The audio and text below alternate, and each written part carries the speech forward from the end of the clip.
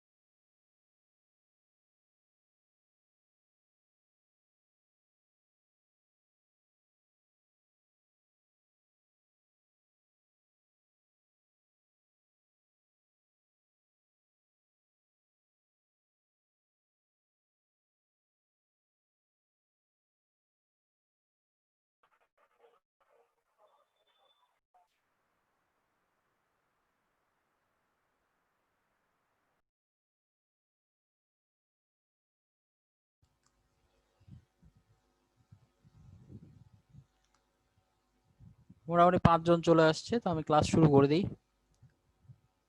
আচ্ছা, আমরা চতুর্থ অধ্যায়টা শেষ করব। চতুর্থ অধ্যায়ে যতগুলো টপিক আছে সবগুলোই মোটামুটি দেখব। তো প্রথম টপিক যেটা আছে এটা হচ্ছে পদ প্রকরণ। কি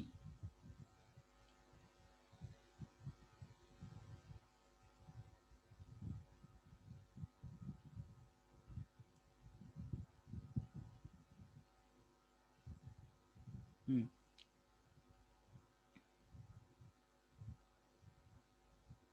পদ কাকে বলে আমরা জানি, বাক্যে ব্যবহৃত প্রতিটা শব্দকে পদ বলা হয়।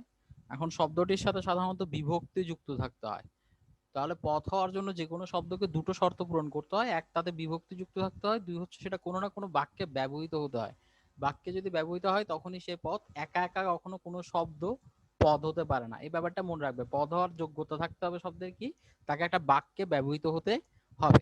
এজন্য বাক্যে ব্যবহৃত বিভক্তিযুক্ত শব্দ ও ধাতুকে পদ বলে।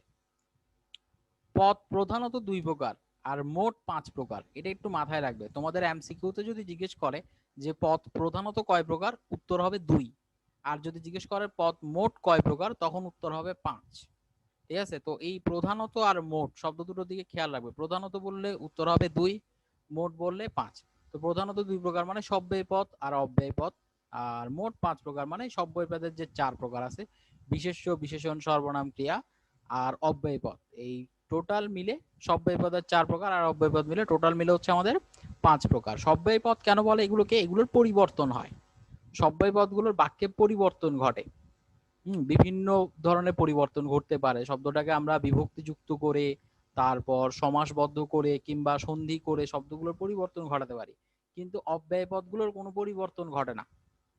সব্যয় পদ এবং অব্যয় পদের মধ্যে মূল পার্থক্য এটাই যে শব্দটার কোনো পরিবর্তন ঘটবে না।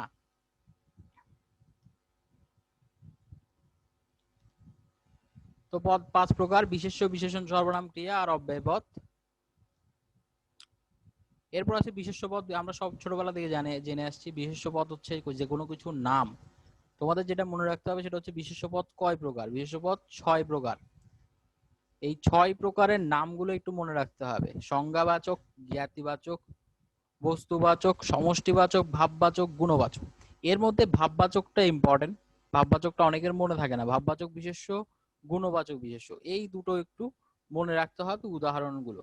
ভাববাচক বিশেষ্যের পাশে তোমরা লিখে রাখো ক্রিয়াবাচক বিশেষ্য, এটা বেশি ভালো হবে। এটা যদিও কোনো নাম না, ব্যাকরণগতভাবে ক্রিয়াবাচক বিশেষ্য বলে কোনো নাম নেই, এটা জাস্ট আমি মনে রাখার জন্য বলতেছি।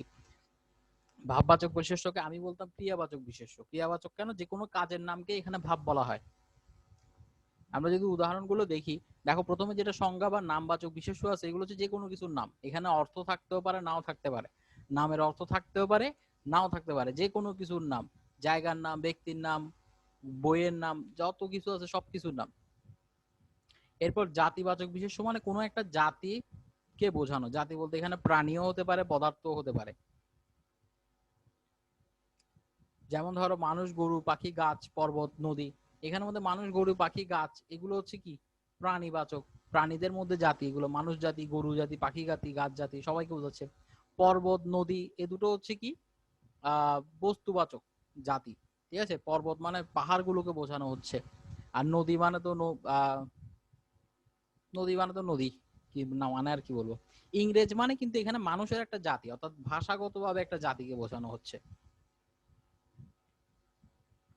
তারপর হচ্ছে বস্তুবাচক বা দ্রব্যবাচক, এগুলো জানি যে কোনো বস্তুর নাম। সমষ্টিবাচক মানে হচ্ছে যেখানে অনেকগুলো প্রাণী বা বস্তু মিলে একটা সমষ্টি গঠন করে। হ্যাঁ, যেমন সভা, জনতা, সমিতি, পঞ্চায়েত, মাহফিল এগুলো সবগুলো হচ্ছে মানুষের সমষ্টি। অনেকগুলো মানুষ মিলে এই ধরনের সমষ্টি তৈরি হয়। ঝাঁক, বহর, দল, এই ঝাঁক হচ্ছে পাখিদের ক্ষেত্রে বলা হয়ে থাকে, দলটা মানুষের ক্ষেত্রেও হয়, পশু পাখির ক্ষেত্রেও হয়ে থাকে।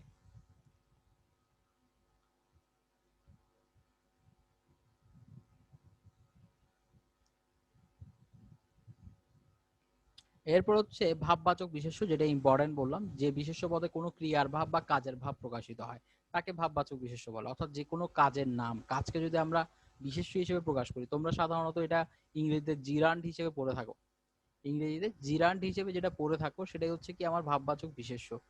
হ্যাঁ, গমন, দর্শন, ভোজন, শয়ন, দেখা, শোনা এগুলো সবগুলো হচ্ছে কি বিশেষ্য। তারপর হচ্ছে গুণবাচক বিশেষ্য। গুণবাচক বিশেষ্য মানে কোন গুণকে আমরা, কোন দোষ, গুণ মানে যে শুধু গুণ হবে তা না, এটা দোষও হতে পারে, গুণের পজিটিভ নেগেটিভ দুটোই হতে পারে। ঠিক আছে, তো গুণবাচক বিশেষ্য মানে যে কোনো দোষ গুণের নাম, যেমন মধুরতা, তারল্য, তিক্ততা, তারুণ্য এগুলো মনে রাখতে হবে। তারপর এখানে স্বাস্থ্য কথাটা একটু মনে রাখবে, স্বাস্থ্য, সুখ, দুঃখ এই শব্দগুলো মনে রাখবে, এগুলো হচ্ছে গুণবাচক বিশেষ্য। তারপর হচ্ছে বিশেষণ পদ, আমরা জানি যে কোনো কিছু দোষ, গুণ, অবস্থা, সংখ্যা, পরিমাণ প্রকাশ করলে সেটাকে বিশেষণ পদ বলে। বিশেষণের প্রকার হচ্ছে দুই প্রকার, নাম বিশেষণ আর ভাব বিশেষণ। তো নাম বিশেষণ মানে যে বিশেষণ পদ কোনো বিশেষ্য বা সর্বনাম পদকে বিশেষিত করে। তার মানে কোনো ব্যক্তি বা বস্তুকে, যে ব্যক্তি, বস্তু, স্থান এগুলোকে বিশেষায়িত করার জন্য আমি যে শব্দগুলো ব্যবহার করি সেগুলো হচ্ছে আমার নাম বিশেষণ।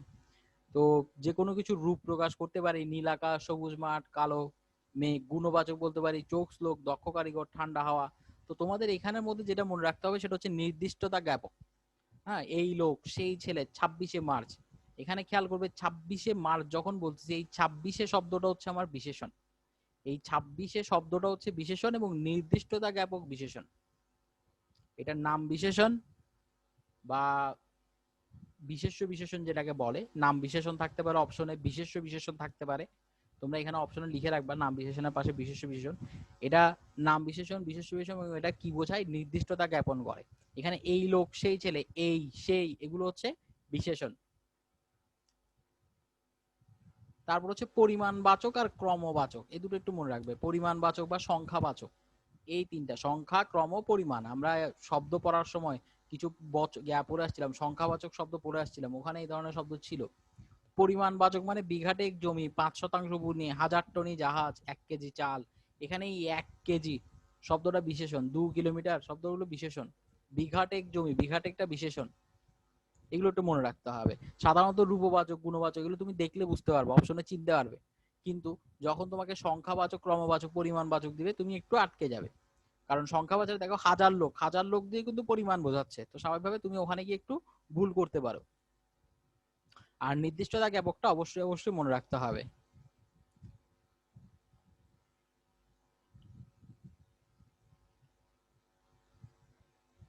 তারপর হচ্ছে বিভিন্নভাবে বিশেষণ গঠনের পদ্ধতি। আমরা বিশেষণ যে সরাসরি আলাদা কোনো শব্দ হতে হবে এমন না, অন্য শব্দকেও আমরা বিশেষণ হিসেবে ব্যবহার করতে পারি। যেমন ক্রিয়াপদ, যেগুলো ক্রিয়াপদ আছে সেগুলোকে আমরা কি করতে পারি, বিশেষণ বানাতে পারি, তখন তাকে বলবো ক্রিয়াজাত বিশেষণ। যেমন হারানো সম্পত্তি, যে সম্পত্তি হারিয়ে গেছে, এখানে হারিয়ে যাওয়াটা হচ্ছে ক্রিয়া, তো সেটাকে আমরা কি করলাম, বিশেষণে নিয়ে আসলাম, হারানো সম্পত্তি, সেজন্য এগুলোকে বলা হয় ক্রিয়াজাত বিশেষণ। একইভাবে অব্যয়জাত বিশেষণ, আচ্ছা মানুষ, উপরি পাওনা, হঠাৎ বড়লোক। এখানে খেয়াল করবো হঠাৎ শব্দটা অব্যয়, অব্যয় পদ বোঝায়, কিন্তু হঠাৎ বড়লোক দিয়ে আমি কি বুঝাচ্ছি, যে খুব দ্রুত বা চোখের পলকে বড়লোক হয়ে গেছে এরকম কোনো কিছু। তারপর উপরি পাওনা, এখানে উপরি শব্দটা অব্যয় পদ, এটার কোনো পরিবর্তন হয় না, কিন্তু এখানে বসে সে বিশেষণ হিসেবে ব্যবহৃত হচ্ছে। তারপর সর্বনাম যেহেতু কবেকার কোথা, কোথাকার কে, স্বীয় সম্পত্তি, এই স্বীয় শব্দটা হচ্ছে বিশেষণ, কোথাকার শব্দটা হচ্ছে বিশেষণ, কবেকার শব্দটা হচ্ছে বিশেষণ। কিন্তু এগুলো আসলে সর্বনাম পদ হিসেবে বাক্যে ব্যবহৃত হয়। এভাবে যখন বসাই, কোনো বিশেষ্য পদের আগে যখন বসাই, তখন সেটা বিশেষণের মতো আচরণ করে। তারপর সমাস সিদ্ধ হয়েও আসে, বেকার, নিয়ম বিরুদ্ধ, জ্ঞানহারা, চৌচালা ঘর, এগুলো একটু মনে রাখবা। সমাস সিদ্ধ বিশেষণ কোনটি, অপশনে চলে আসে, এমসিকিউ তে চলে আসে এগুলো। এরপর বিপসামূলক, সমাস সিদ্ধর সাথে যেটা মনে রাখবে সেটা হচ্ছে বিপসামূলক, অনুকার, অব্যয়জাত, এই তিনটা মনে রাখবে। এই তিনটা থেকে এমসিকিউ এসে থাকে, সমাস সিদ্ধ বিশেষণ, বিপসামূলক বিশেষণ, অনুকার অব্যয়জাত বিশেষণ। কনকনে শীত, সনসনে হাওয়া, দিকি দিকি আগুন, এগুলো অনুকার অব্যয়জাত বলতেছে কেন? এখানে যে শব্দগুলো ব্যবহার হচ্ছে এগুলোকে আমরা অনুকার শব্দ বলি, এবং সাধারণত এগুলোর কোনো অর্থ থাকে না, এগুলো বাক্যের সাথে বসে এক ধরনের অনুভূতি প্রকাশ করে।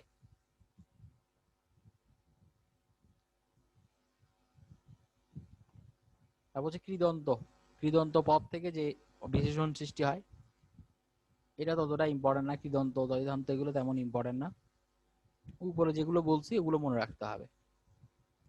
এরপর আসে ভাব বিশেষণ। ভাব বিশেষণ মানে যে পদ বিশেষ্য সর্বনাম ভিন্ন অন্য পদকে বিশেষিত করে। তাহলে খেয়াল করো, আমাদের কাছে যে 5 প্রকার পদ ছিল, তার মধ্যে বাকি 3 প্রকারকে, যে বিশেষায়িত করে সেটাই হচ্ছে কি ভাব বিশেষণ। তাহলে ভাব বিশেষণের বেশি এসে থাকে যেটা, সেটা হচ্ছে ক্রিয়া বিশেষণ। ক্রিয়া বিশেষণ আর বিশেষণের বিশেষণ, ঠিক আছে। বাচ্চা ভাব বিশেষণ 4 প্রকার আছে, ক্রিয়া বিশেষণ, বিশেষণের বিশেষণ, অব্যয়ের বিশেষণ, বাক্যের বিশেষণ। কিন্তু এর মধ্যে আমাদের জন্য ইম্পর্টেন্ট হচ্ছে ক্রিয়া বিশেষণ আর বিশেষণের বিশেষণ। ক্রিয়া বিশেষণ মানে যে কোনো কাজের অবস্থা প্রকাশ করবে, ঠিক আছে। কাজের দোষ গুণ থাকে না, কাজের কি থাকে, অবস্থা থাকে। যেমন ধীরে ধীরে বায়ু বয়, এখানে বায়ু বওয়াটা হচ্ছে কাজ, কিভাবে বচ্ছে সেটা হচ্ছে তার বিশেষণ, ধীরে ধীরে। পরে একবার এসো, এই পরেটা হচ্ছে আবার সময় বোঝায়, ঠিক আছে। ক্রিয়া সংগঠনের ভাব, ক্রিয়া সংগঠনের কাল, যে পদ ক্রিয়া সংগঠনের ভাব, কাল বা রূপ নির্দেশ করে তাকেই ক্রিয়া বিশেষণ বলে। তাহলে একটা মনে রাখবে যে যখন ক্রিয়ার কোনো আমি সময় বোঝাবো, সেই সময়টাও সেখানে বিশেষণ হিসেবে কাজ করবে। তারপর বিশেষণীয় বিশেষণ, সামান্য একটু দুধ দাও, এখানে একটু শব্দটা হচ্ছে নিজেই বিশেষণ, তার আগে বসাচ্ছি আবার সামান্য, তাহলে এই একটুকেও বিশেষায়িত করতেছি বলে এটা বিশেষণের বিশেষণ হয়ে যায়। তারপর এ ব্যাপারে সে অতিশয় দুঃখিত, দুঃখিতটাই একটা বিশেষণ, তাকে আবার অতিশয় দিচ্ছি, তাহলে স্বাভাবিকভাবে সে বিশেষণের বিশেষণ। তারপর হচ্ছে ক্রিয়া বিশেষণের বিশেষণ, অতি, রকেট অতি দ্রুত চলে, এখানে চলেটা হচ্ছে আমার ক্রিয়াপদ, তার সাথে দ্রুত বসালে ক্রিয়া বিশেষণ, দ্রুত হচ্ছে ক্রিয়া বিশেষণ। এখন ক্রিয়া বিশেষণের আগে একটা বিশেষণ বসাচ্ছি অতি, তাহলে স্বাভাবিকভাবে এগুলো হচ্ছে ক্রিয়া বিশেষণের বিশেষণ। তো তোমাকে কোনটা কি বিশেষণের বিশেষণ সেটা মনে রাখতে হবে না, বিশেষণের বিশেষণ মনে রাখলে হচ্ছে সামান্য, অতিশয়, অতি, এই শব্দগুলো কিন্তু অবশ্যই আরেকটা বিশেষণের আগে বসতে হবে, যতক্ষণ বসবে না ততক্ষণ তুমি তাকে বিশেষণের বিশেষণ বলতে পারবে না। তারপর অব্যয়ের বিশেষণ, ধিক তারে শতধিক নির্লজ্জ যোজন, তাহলে ধিক শব্দটা অব্যয় পদ, এখানে ধিকের আগে শতধিক বসে যাচ্ছে, স্বাভাবিকভাবে এটা হচ্ছে আমার অব্যয়ের বিশেষণ।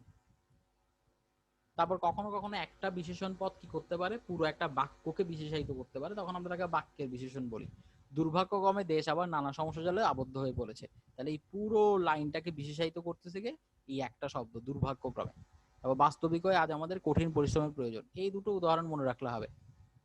তাহলে তোমরা বেশি মনে রাখবে ক্রিয়া বিশেষণ আর বিশেষণের বিশেষণ। এরপর আসে বিশেষণের অতিশায়ন, এটা একদম স্টার মার্ক দিয়ে রাখো, এটা থেকে মাঝে মধ্যে খুব ভালো প্রশ্ন হয়। বিশেষণ পদ যখন দুই বা ততোধিক বিশেষ্য পদের মধ্যে গুণ, অবস্থা, পরিমাণ প্রভৃতি বিষয়ের তুলনায় একের উৎকর্ষ বা অপকর্ষ বুঝিয়ে থাকে, তখন তাকে বিশেষণের অতিশায়ন বলে। অর্থাৎ এটা তুলনামূলক বিশেষণ, একজনের সাথে আরেকজনের তুলনা করে যে বিশেষণটা হয় সেটা হচ্ছে বিশেষণের অতিশায়ন। তোমরা কম্পারেটিভ ডিগ্রি যেটা পড়ে আসছো, কম্পারেটিভ ডিগ্রি, সুপারলেটিভ ডিগ্রি যেগুলো পড়ে আসছো, এগুলোই হচ্ছে বাংলায় বিশেষণের অতিশায়ন বলা হয়। হ্যাঁ, তোমরা ডিগ্রিস অফ অ্যাডজেক্টিভ পড়ে আসো না, কম্পারেটিভ ডিগ্রি, সুপারলেটিভ ডিগ্রি, ওটাই বাংলার ব্যাকরণে এসে বিশেষণের অতিশায়ন হয়ে যায়। আমরা ওখানে কি করি, বিগকে বলি বিগার, তারপর বিগেস্ট, এখানেও চলে আসে কি দীর্ঘ, এটা দীর্ঘতর, এটা লঙ্গার, লংগেস্ট, ঠিক আছে। পদ্মা দীর্ঘতর, মেঘনা বাংলাদেশের দীর্ঘতম নদী, যমুনা একটি দীর্ঘ নদী, এটা হচ্ছে পজিটিভ ডিগ্রি। পদ্মা দীর্ঘতর, এটা হচ্ছে কম্পারেটিভ ডিগ্রি। তারপর মেঘনা বাংলাদেশের দীর্ঘতম, তাহলে এটা হচ্ছে সুপারলেটিভ ডিগ্রি। এগুলো বুঝতে হবে। তো সেই জন্য বলি এখান থেকে মোটামুটি ভালোই প্রশ্ন এসে থাকে।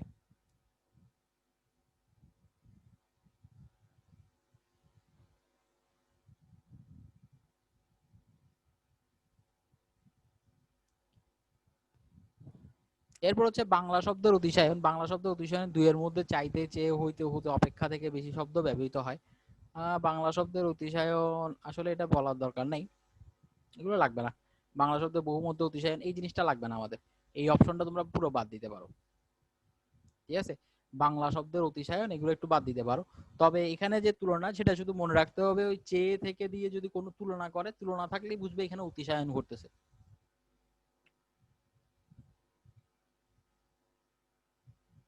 খালি বাকি এখানের মধ্যে এমন কোনো কিছু মনে রাখতে হবে না। এটা মনে রাখতে হবে তৎসম শব্দের অতিশায়ন। তৎসম শব্দের অতিশায়নে দুইয়ের মধ্যে তর এবং বহুর মধ্যে তম প্রত্যয় যুক্ত হয়, যেমন গুরুতর, গুরুতম, দীর্ঘতর, দীর্ঘতম। তাহলে আমরা একটু আগে যে উদাহরণগুলো পড়ে আসছি এগুলো ছিল তৎসম শব্দের অতিশায়ন। বাংলা শব্দের ক্ষেত্রে মনে রাখবে, বাংলা শব্দের ক্ষেত্রে সাধারণত আমরা অব্যয় পদ ব্যবহার করি। ঠিক আছে, যেমন থেকে, চেয়ে, এই টাইপসের যেগুলো থাকে এগুলো ব্যবহার করে বাংলা শব্দে অতিশায়ন ঘটানো হয়। তৎসম শব্দে কি হয়, তর এবং তম ব্যবহৃত হয়। তারপর তর প্রত্যয়যুক্ত বিশেষণটি শ্রুতি কটু হলে তর প্রত্যয় যোগ না হয়, বিশেষণের পূর্বে অধিকতর শব্দটি যোগ করতে হয়। অশ্ব হস্তি অপেক্ষা অধিকতর সুশ্রী। তো এখানে সুশ্রী তর না হয়ে অধিকতর সুশ্রী। সুশ্রী তর বললে শব্দটা শুনতে সুন্দর লাগে না, সেজন্য অধিকতর বলা হয়। এগুলো বাকি আর তেমন লাগবে না। এই শব্দগুলো পড়ে রাখবে। লঘু লঘিয়ান, অল্প কনিয়ান, বৃদ্ধ জায়ান, শ্রেষ্ঠ শ্রেয়ান। স্বাভাবিকভাবে পরীক্ষার হলে বৃদ্ধর পরে জায়ানটা মনে থাকবে না, শ্রেষ্ঠর পরে শ্রেয়ানটা মনে থাকবে না, কারণ বাংলায় এগুলোর ব্যবহার নেই। লঘিয়ান, কনিয়ান, জেয়ান, শ্রেয়ান এগুলোর ব্যবহার নেই। তো বহুর তুলনায় যখন বলবো তখন লঘিষ্ঠ, কনিষ্ঠ, জ্যেষ্ঠ, শ্রেষ্ঠ এভাবে বলে।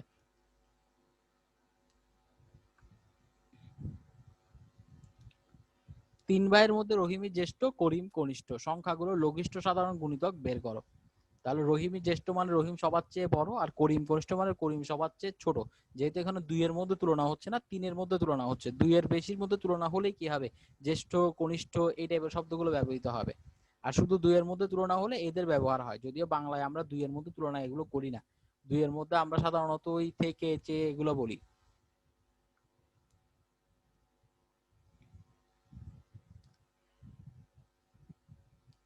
4 নম্বরটা লাগবে না, তারপরে পড়ে ফেলি। 4 নম্বরটা একটু দাগ দিয়ে রাখিও। ইয়স প্রত্যয়ন্ত কোনো কোনো শব্দের স্ত্রীলিঙ্গ রূপ বাংলায় প্রচলিত আছে, যেমন ভূয়সী প্রশংসা। সংস্কৃততে কিছু কিছু শব্দকে সাধারণত অনেকটা মানে এদের বিশেষণ যখন বসানো হয় তখন স্ত্রীরূপ বিশেষণ বসানো হয়, কিন্তু বাংলা এই ধরনের কোনো ভেদাভেদ নেই। তারপর এখানে কিছু উদাহরণ আছে, এই উদাহরণগুলো থেকে কিন্তু প্রশ্ন ভালোই আসে, অর্থাৎ ভার্সিটি এমসিকিউ গুলো প্র্যাকটিস করতে গেলে দেখবা যে এইখানে যে উদাহরণগুলো দেওয়া আছে এগুলোই চলে আসে। একই পদের বিশেষ্য বিশেষণ রূপ, কারণ একই শব্দ কখনো বিশেষ্য কখনো বিশেষণ। যেমন দেখো, তোমার এই পূর্ণ প্রচেষ্টা সফল হোক, এখানে পূর্ণ শব্দটা বিশেষণ, কিন্তু পুণ্যমতি হোক এখানে পূর্ণ শব্দটা বিশেষ্য। তো কখন বিশেষ্য আর কখন বিশেষণ সেটা উদাহরণ দিয়ে মনে রাখতে হবে। যেমন নিশিত রাতে বাজছে বাঁশি, তো এখানে নিশিত শব্দটা বিশেষণ, কিন্তু গভীর নিশিতে প্রকৃতি সুপ্ত, তো এখানে হচ্ছে সেটা বিশেষ্য। এটা বোঝার আর একটা উপায় হচ্ছে তোমাকে দেখতে হবে শব্দটার পরে কোনো বিশেষ্য আছে কিনা। যেমন নিশিত রাতে, এখানে রাত নিজেই একটা বিশেষ্য আছে, তারপরে আমি নিশিত শব্দটা বসাচ্ছি, তার মানে এখানে রাতের গভীরতা বোঝাচ্ছি, তাহলে স্বাভাবিকভাবে এটা বিশেষণ হিসেবে কাজ করবে। আর যখন গভীর নিশিতে বললাম তখন কিন্তু রাত শব্দটা নেই, তাহলে নিশিতে শব্দটাই রাত বোঝাচ্ছে, তো স্বাভাবিকভাবে সে এখানে বিশেষ্য।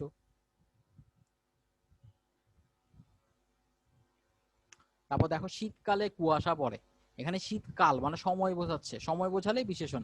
আর বিশেষ্য যখন হবে শীতের সকাল, চারদিকে কুয়াশায় অন্ধকার, দেখো সকালের আগে শীতের শব্দটা বসাচ্ছি, তাহলে সকাল আমার বিশেষ্য, তাকে বিশেষায়িত করলো কে, শীত, আলাদা করে ফেললো অন্যদের চেয়ে। এ এক বিরাট সত্য, এখানে সত্য শব্দটা বিশেষ্য। এরপর সর্বনাম পদ। সর্বনাম পদ সম্পর্কে আমরা মোটামুটি সবাই জানি, বিশেষ্য পদের পরিবর্তে যে পদ ব্যবহৃত হয় সেটা হচ্ছে আমাদের সর্বনাম পদ।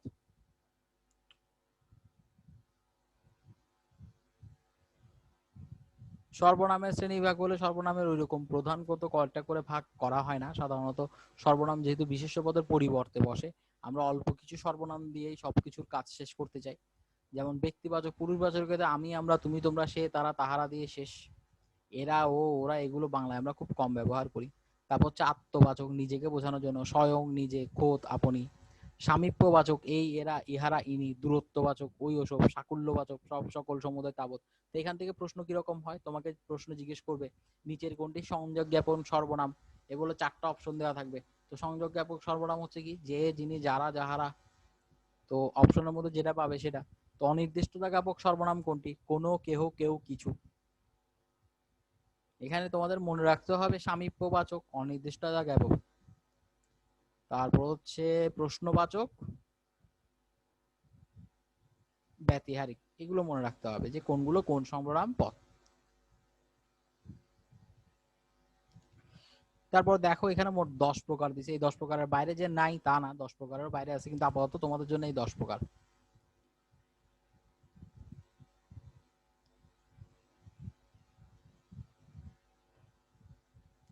পুরুষ একটি পারিভাষিক শব্দ। আমরা পার্সন পড়ছি না ইংরেজিতে, first person, second person, third person. বাংলায় এটা আমরা পুরুষ হিসেবে পড়ে থাকি।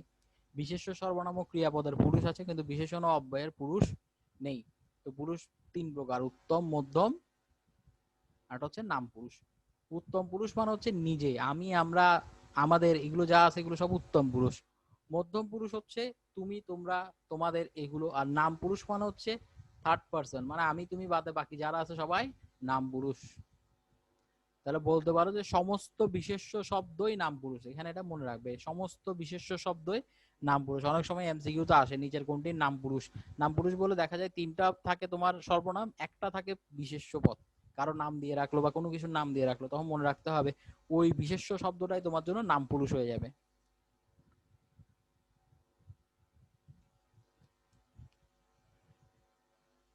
এই জিনিসটা ইম্পর্টেন্ট না, সর্বনাম বিভক্তকারী রূপ আমাদের দরকার নাই, এটা আসে না পরীক্ষায়। এই জিনিসটা খ নাম্বার, জ্ঞাতব্যর মধ্যে চলিত ভাষায় যেটা খ নাম্বার আছে, এটা একটু মনে রাখতে হবে। সম্ভ্রমার্থে অর্থাৎ সম্মান দেওয়ার জন্য কখনো কখনো থার্ড পার্সন যেগুলো আছে অর্থাৎ নাম পুরুষ যেগুলো আছে ওগুলোর সাথে আমরা চন্দ্রবিন্দু যোগ করি। এমনিতে শব্দ হয় তাহাদের বা তাদের, এখানে আমরা কি করি, একটা চন্দ্রবিন্দু দিয়ে তাদের লিখি। সাধারণত মনে করো শহীদদের কথা বলা হচ্ছে বা কোনো একদল জ্ঞানী ব্যক্তির কথা বলা হচ্ছে, তখন আমরা এখানে তাদের শব্দটা বা চন্দ্রবিন্দুটা ব্যবহার করি। তো বোঝা যায় যে এখানে কিছু সম্মানী ব্যক্তিকে বিশেষায়িত করা হচ্ছে।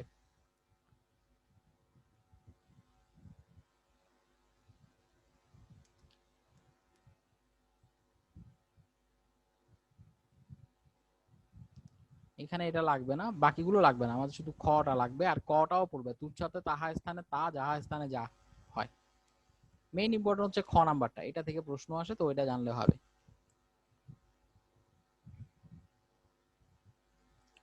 এরপর সর্বনামের বিশিষ্ট প্রয়োগ, এগুলো জাস্ট কয়েকবার রিডিং করবে, এখান থেকে তেমন একটা প্রশ্ন আসে না।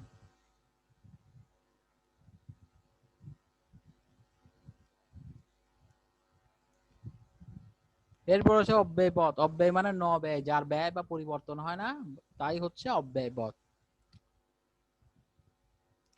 অব্যয় পদের এক বচন বহু বচন হয় না। অব্যয় পদের স্ত্রীপদ বা পুরুষবাচকতা নির্ণয় করা যায় না, না স্ত্রীলিঙ্গ আছে না পুরুষ লিঙ্গ আছে, এটা সবার জন্য একই। আচ্ছা, অব্যয় পদের এই লাইনটা একদম মার্ক করে রাখো, এই লাইনটাকে একদম, আমার এখানে যদি আমি মার্ক করতে যাই তাহলে বলতে হবে এইভাবে মার্ক করে রাখতে হবে, ঠিক আছে? এখানে কি কি বুঝতে হবে, অব্যয় পদ কি করে, বাক্যের শোভা বর্ধন করে। তারপর বাক্যের মধ্যে সংযোগ বা বিয়োগ ঘটায়, কিসের, একাধিক পদের বা বাক্যাংশের। তাহলে বাক্যের শোভা বর্ধন করে অথবা একাধিক পদের অথবা বাক্যাংশের সংযোগ বা বিয়োগ ঘটায়, এই জিনিসটা মনে রাখতে হবে।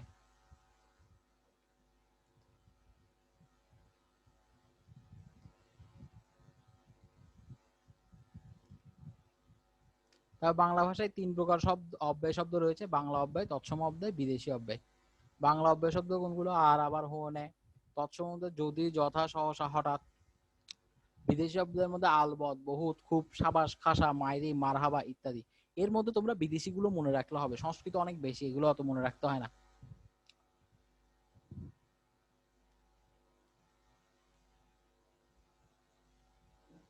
তারপর এবং সুতরাং এই দুটো শব্দকে মনে রাখবে, এই দুটো বাংলা অব্যয় পদও আছে, তৎসম অব্যয় পদও আছে। এখানে মনে রাখতে হবে এবং সুতরাং এই দুটো বাংলাতেও ব্যবহৃত হয়, তৎসমতেও ব্যবহৃত হয়। আবার বিদেশি অব্যয় শব্দের মধ্যে আলবত, বহুত, খুব, সাবাস, খাসা, মাইরি, মারহাবা এগুলো আছে।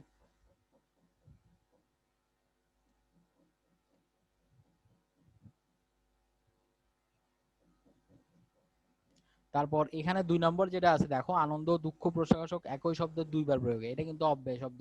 ছি ছি, ধিক ধিক, বেশ বেশ এগুলো অব্যয় পদ, এগুলো একটু মনে রাখতে হবে। তারপর অনুকার অব্যয়, এগুলো হচ্ছে অনুকার অব্যয়। এই অনুকার অব্যয়ের উদাহরণ মনে রাখতে হবে। তাহলে 2 নম্বর আর 4 নম্বরে দাগ দিয়ে রাখো, 2 নম্বর মনে রাখতে হবে, 4 নম্বর মনে রাখতে হবে। তারপর অব্যয় প্রধানত 4 প্রকার: সমুচ্চয়ী, অনন্বয়ী, অনুসর্গ, অনুকার।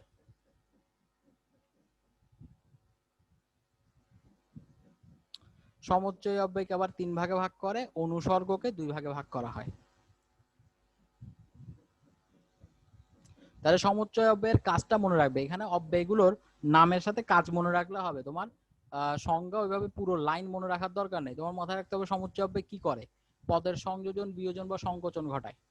সমুচ্চয় অব্যয় কি করে, পদের সংযোজন, বিয়োজন ও সংকোচন ঘটায়। তার মানে ও, এবং এই টাইপের যে শব্দগুলো আছে এগুলোই হচ্ছে কি আমার সমুচ্চয়ী অব্যয়। তো সমুচ্চয় অব্যয়ের দেখো ভাগ করে ফেলছে ওরা, সংযোজক ঘটালে সেটার নাম সংযোজক অব্যয় হবে, বিয়োজক ঘটালে সেটার নাম বিয়োজক অব্যয় হবে, আর সংকোচ করালে সেটা সংকোচক অব্যয় হবে। যেমন তিনি বিদ্বান অথচ সৎ ব্যক্তি নন। এখানে সংকোচক মানে ব্যক্তিটির একটা গুণকে ছোট করে ফেলা, একটা শব্দ দিয়ে আরেকটাকে ছোট করে ফেলা। যেমন বিদ্বান, বিদ্বান মানে মানুষটাকে আমি অনেক বড় করে দিলাম। তারপর সৎ ব্যক্তি নন, অথচ শব্দটা দিয়ে আমি ওই বিদ্বানের কোয়ালিটিটা কমিয়ে দিলাম। তাহলে এই জন্য এগুলোকে বলা হয় সংকোচক অব্যয়। তারপর অথচ, কিন্তু, বরং, সংকোচক অব্যয় দিয়ে অথচ, কিন্তু, বরং এই 3টা শব্দ মনে রাখলে হবে। তারপরে এই লাইনটা, মন্ত্রের সাধন কিংবা শরীর পাতন, এটা প্রায় প্রশ্নে এসে থাকে। মন্ত্রের সাধন কিংবা শরীর পাতন, এখানে কিংবা অব্যয়টি দুটি বাক্যাংশের বিয়োজক। তাহলে কিংবা হচ্ছে এখানে সমুচ্চয়ী অব্যয় এবং বিয়োজক অব্যয়। কিংবাটি এখানে কি অব্যয়, সমুচ্চয়ী অব্যয় এবং বিয়োজক অব্যয়, এটা মনে রাখতে হবে। তাহলে এই 2 নম্বর লাইনটা দাগ দিয়ে রাখো, তারপর এখানে সংকোচক অব্যয়টা দাগ দিয়ে রাখো।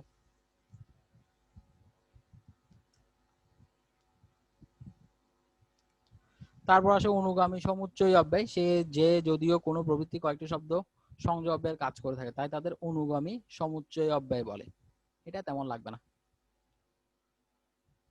এরপর আসে দ্বিতীয় প্রকার অনন্বয়ী অব্যয়। অনন্বয়ী অব্যয়টা দরকার। অনন্বয়ী অব্যয়ের এখানে যতগুলো উদাহরণ আছে, এইখানে যতগুলো উদাহরণ দেখতে পাচ্ছে এগুলো সব পড়বে। ঠিক আছে, এখান থেকে যে কোনো একটা লাইন তুলে দিয়ে জিজ্ঞেস করবে এটি কোন অব্যয়, বা নিচের কোনটি অনন্বয়ী অব্যয়, এরকম করে 4টা লাইন তুলে দিবে। ঠিক আছে, একটা লাইন তুলে দিয়ে জিজ্ঞেস করবে এটা কোন অব্যয়, 4টা নিচের কোনটি অনন্বয় অব্যয় বলে 4টা লাইন তুলে দিবে। এবং এখানে যতগুলো লাইন দেখতো সেগুলো সবগুলোই সেই ক্ষেত্রে ইম্পর্টেন্ট, মোটামুটি সবগুলোই একবার না একবার চলে আসছে।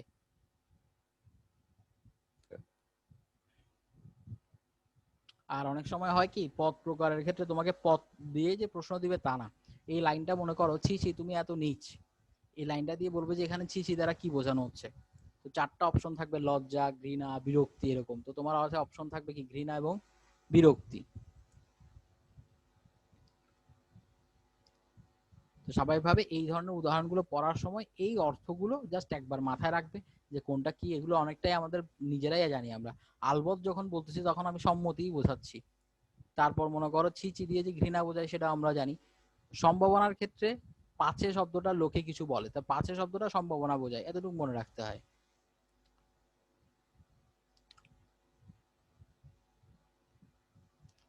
এরপর এই জিনিসটা মার্ক করে রাখো,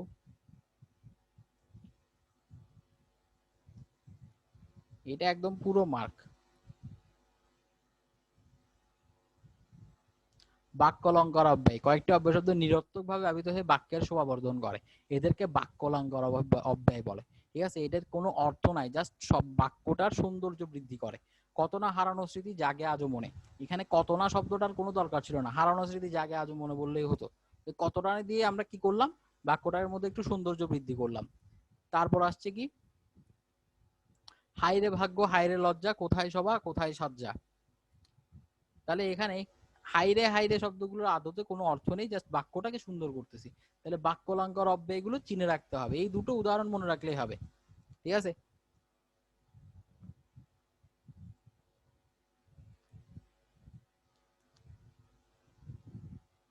এরপর হচ্ছে 3 নাম্বার প্রকার অনুসর্গ অব্যয়। একটা জিনিস খেয়াল করবে, বাক্যালঙ্কার অব্যয়ের ক্ষেত্রে কিন্তু আমরা এখানে আহ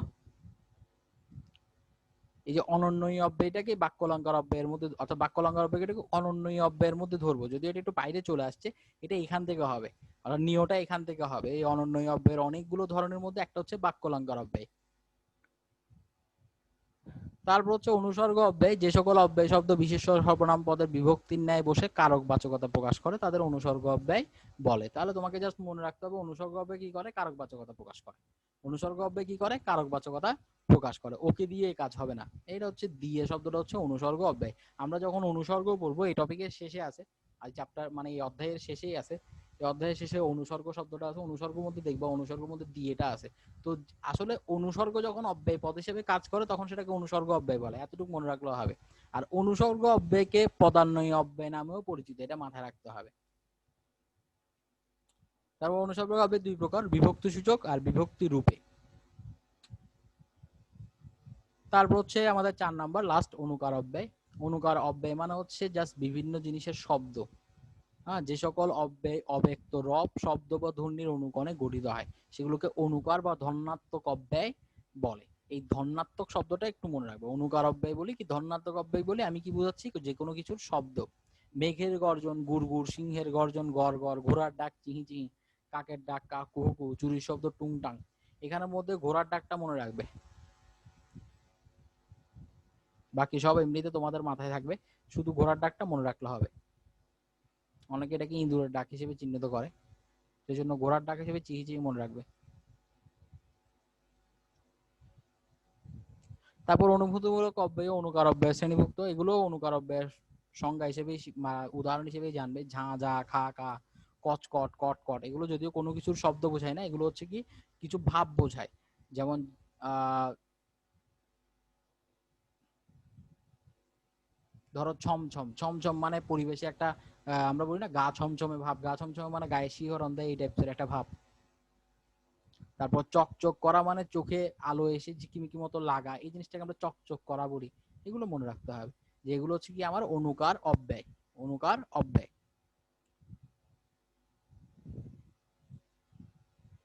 তারপর আসে অব্যয় বিশেষণ, এটা পরিশিষ্টর মধ্যে পড়ে যাচ্ছে। এই পরিশিষ্টর মধ্যে যেগুলো আছে এগুলো সবগুলোই ইম্পর্টেন্ট। এই পরিশিষ্টর মধ্যে আমরা এখন যা পড়বো এগুলো সবগুলোই মোটামুটি ইম্পর্টেন্ট।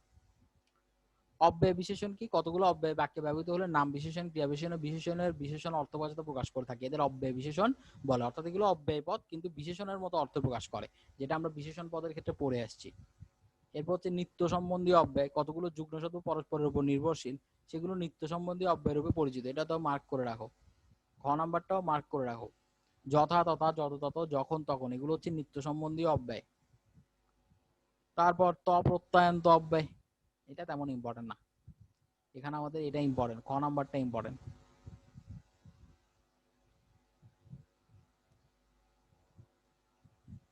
এখানে যে উদাহরণগুলো আছে কোনটা কি অর্থে ব্যবহৃত হচ্ছে মনে রাখতে হবে। উদাহরণ পড়বে কোন অর্থে ব্যবহৃত হচ্ছে মনে রাখতে হবে। যেমন ধরো আর কি বাজবে বাঁশি, এখানে আর কি বাজবে বাঁশির মধ্যে এটা ব্যবহৃত হচ্ছে কি বাক্যালঙ্কারে, এই আর শব্দটা হচ্ছে অব্যয় পদ। ঠিক আছে, ও বাক্যালঙ্কারের কাজ করতেছে, এখানে ওর কোনো কাজ নেই। তারপর সেদিন কি আর আসবে, এখানে আর আবার নিরাশা বোঝাচ্ছে।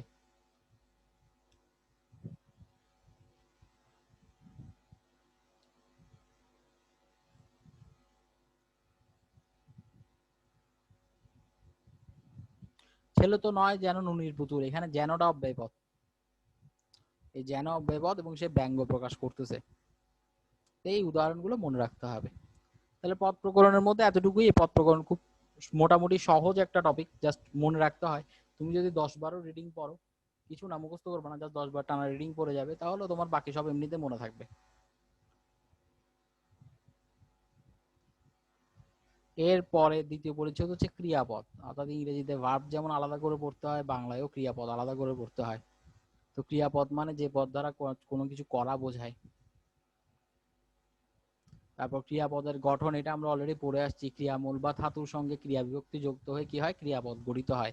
আমরা ওই ধাতু এবং ক্রিয়া বিভক্তি পড়ার সময় এই জিনিসটা পড়ে আসছি যে দুটোর মিলনেই ক্রিয়াপদ গঠিত হয়।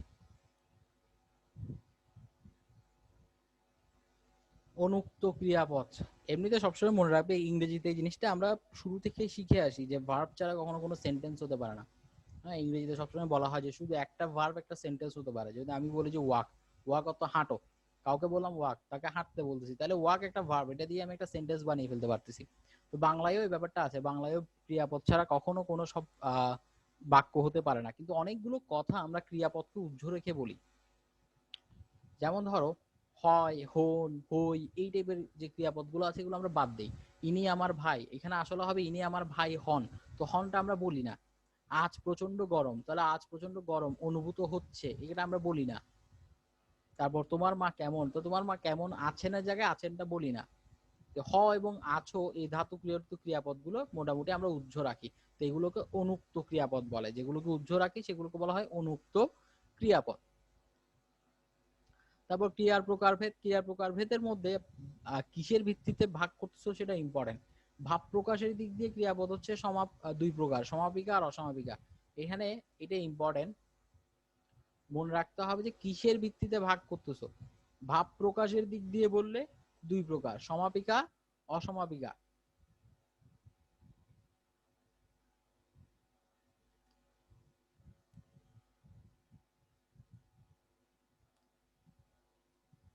তো সমাপিকা ক্রিয়া মানে যে ক্রিয়াপদ দ্বারা বাক্যের পরিসমাপ্তি কাপিত হয়, অর্থাৎ মনের ভাব সম্পূর্ণ প্রকাশ হয়, তাকে সমাপিকা ক্রিয়া বলে।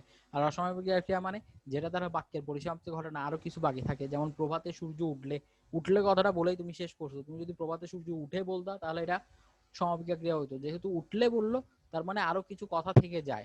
আমরা হাত মুখ ধুয়ে, তো ধুয়ের পরে আরো কিছু কথা থেকে যায়, এগুলো আমরা দেখলে বুঝতে পারি, এগুলো সহজ, এগুলো আসেও না আসলে ভর্তি পরীক্ষায়, এগুলো জাস্ট জানার জন্য পড়তে হয়।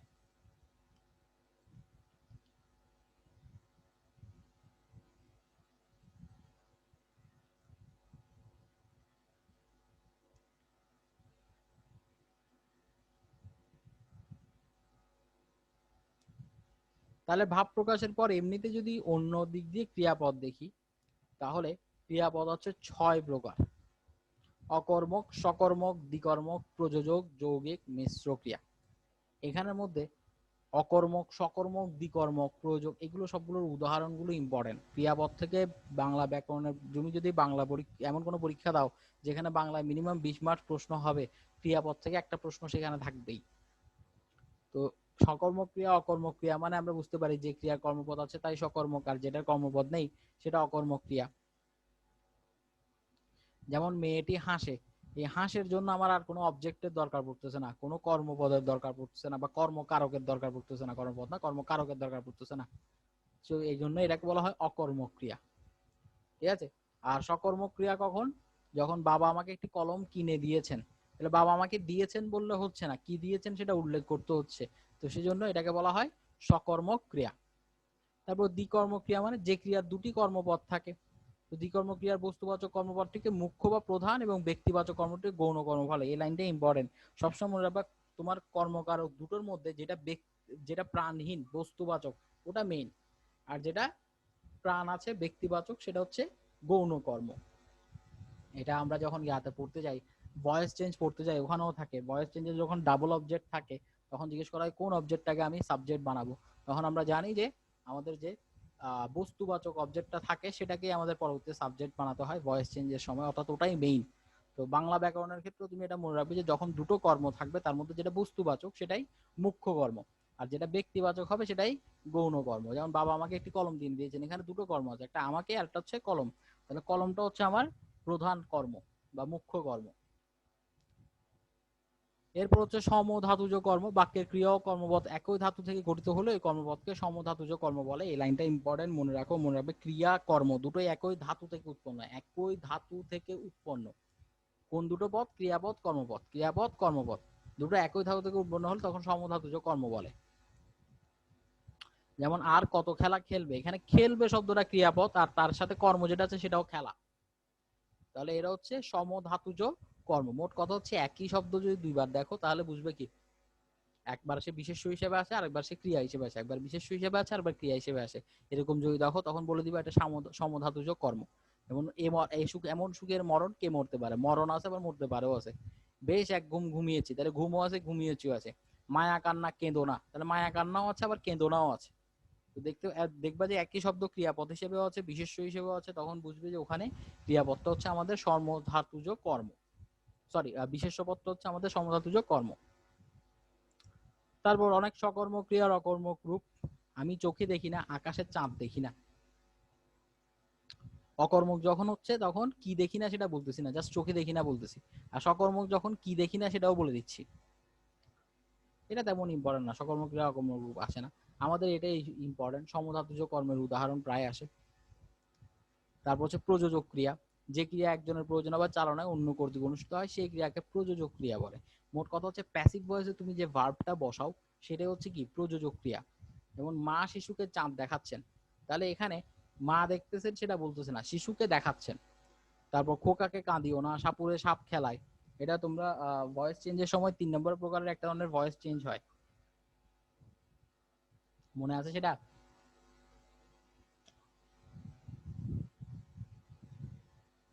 অ্যাক্টিভ ভয়েস প্যাসিভ ভয়েস ছাড়াও আরেক ধরনের ভয়েস থাকে না? আচ্ছা ঠিক আছে, মনে না থাকলে এখানে জাস্ট মনে রাখো যে নিজে করতেছে না অন্যকে দিয়ে করাবে, এরকম ক্রিয়া হলে সেটা হচ্ছে প্রযোজক ক্রিয়া। প্রযোজক ক্রিয়ার গঠন আমাদের দরকার নাই, আমাদের শুধু প্রযোজক ক্রিয়ার উদাহরণ দরকার। নাম ধাতু ও নাম ধাতুর ক্রিয়া। বিশেষ্য বিশেষণ ও ধনাত্মক অব্যয়ের পরে প্রত্যয়যোগে যেসব ধাতু গঠিত হয় সেগুলোকে নাম ধাতু বলা হয়। নাম ধাতুর সঙ্গে পুরুষ বা কালসূচক ক্রিয়াযুক্ত যোগে নাম ধাতুর ক্রিয়াপদ গঠিত হয়। যেমন বাঁকা, কঞ্চিটি বাঁকিয়ে ধরো, ঠিক আছে, কোনো কিছু বাঁকানো। তারপর ধনাত্মক হবে দাঁতটি ব্যথায় কনকনাচ্ছে, এখানে কনকনাচ্ছে, কনকন শব্দটার কোনো অর্থই ছিল না, সেখানে কনকনাচ্ছে দিয়ে আমি ক্রিয়াপদ বানিয়ে ফেলতেছি। অজগরটি ফোসাচ্ছে, ফোস শব্দটিরই কোনো অর্থ ছিল না, কিন্তু ফোসাচ্ছে দিয়ে আমি মোটামুটি একটা ক্রিয়া বুঝিয়ে ফেললাম। এই জন্য এগুলোকে বলা হয় নাম ধাতু ক্রিয়া। এরপর হচ্ছে যৌগিক ক্রিয়া। একটি সমাপিক একটি অসমাপিক ক্রিয়া যদি একত্রে একটি বিশেষ বা সম্প্রসারিত অর্থ প্রকাশ করে তবে তাকে যৌগিক ক্রিয়া বলে। ঘটনাটা শুনে রাখ, শুনেও আছে আবার রাখও আছে। তিনি বলতে লাগলেন, তিনি বলতে আবার লাগলেনও। ছেলে মেয়েরা শুয়ে পড়লো, শুয়ে এবং পড়লো দুটো আছে। সাইরেন বেজে উঠলো। মোট কথা হচ্ছে দুটো ক্রিয়াপদ মিলে একটা কাজ বোঝাবে, দুটো ক্রিয়াপদ মিলে একটা কাজ বোঝালে তখন সেটা হচ্ছে যৌগিক ক্রিয়া। এখানে অর্থটা ইম্পর্টেন্ট, আকস্মিকতা অর্থে সাইরেন বেজে উঠলো, এটা একটু মনে রাখবে। তারপর হচ্ছে মিশ্র ক্রিয়া। বিশেষ বিশেষণ ধনাত্মক অব্যয়ের সঙ্গে কর, হ, দে, পা, যা, কাট, গা, ঝাড়, ধর, মার প্রভৃতি ধাতু যোগে গঠিত ক্রিয়াপদ বিশেষ্য হয়। মোট কথা হচ্ছে তোমাকে আমি একটা বিশেষ্য বা বিশেষণ দিলাম, তার সাথে কর ধর টাইপের কিছু একটা যোগ করে দিলাম, পুরোটাই আমার ক্রিয়াপদ বোঝাচ্ছে। যেমন দর্শন করলাম, এখানে দর্শন করলাম মতো দেখা বোঝাচ্ছে। গোল্লায় যাও মানে হচ্ছে নষ্ট হয়ে যেতে বলতেছে। তারপর বিশেষ প্রীত হলাম, প্রীত হলাম মানে এখানে খুশি হওয়া বোঝাচ্ছে। ঝিমঝিম করছে, বৃষ্টি পড়ছে, তাহলে করছে পড়ছে এগুলো ঝিমঝিম আর বৃষ্টির সাথে যুক্ত হয়ে কি করলো একটা ক্রিয়াপদ সৃষ্টি করলো। এই জন্য এগুলোকে বলে মিশ্র ক্রিয়া। তাহলে ক্রিয়ার এই যে প্রকারভেদ গুলো পড়লাম এগুলো মোটামুটি অনেক ইম্পর্টেন্ট, এখান থেকে প্রশ্ন সবগুলোতে হয়, কোনোটা বাদ দিতে পারবে না তুমি। এরপর হচ্ছে ক্রিয়ার ভাব বা মুড। তাহলে ক্রিয়ার ভাবে ক্রিয়ার যে অবস্থা দ্বারা তা ঘটার ধরন বা রীতি প্রকাশ পায় তাকে ক্রিয়ার ভাব বা প্রকার বলে। ক্রিয়ার ভাব 4 প্রকার: নির্দেশক, অনুজ্ঞা, সাপেক্ষ, আকাঙ্ক্ষা। এটা হচ্ছে তোমরা যখন ইম্পারেটিভ সেন্টেন্স বা অনুজ্ঞাসূচক বাক্য করো, এখন অনুজ্ঞাসূচক বাক্য অনেক কিছু বোঝায়, রিকোয়েস্টও বুঝাবে আবার অর্ডারও বুঝাবে, এই টাইপের যখন বুঝায়। তো ওই জিনিসগুলো বোঝাতে গিয়ে আমরা জানি ইম্পারেটিভ সেন্টেন্স বা অনুজ্ঞাবাচকের মধ্যে ক্রিয়াপদটা হচ্ছে মেইন। তো এই ক্রিয়াপদের পরিবর্তন দিয়ে মোটামুটি আমরা অনুজ্ঞাবাচক যে বাক্যগুলো আছে বা অনুজ্ঞা বাক্য বা ইম্পারেটিভ সেন্টেন্স গুলোর ভাবটা বোঝাই। তো সেই জন্য এখানে ক্রিয়াপদের ভাবটাই হচ্ছে ওই ভাব। যেমন নির্দেশক ভাব, যখন আমি অবশ্যই কোনো কিছু নির্দেশ করব, ইম্পারেটিভ সেন্টেন্সে যে অর্ডার করা হয় সেই অর্ডারের যে ক্রিয়াপদ বা বাংলায় অনুজ্ঞাবাচক বাক্যে যখন আমি আদেশ করি তখন সেটা হচ্ছে নির্দেশক ভাব। আমরা বই পড়ি,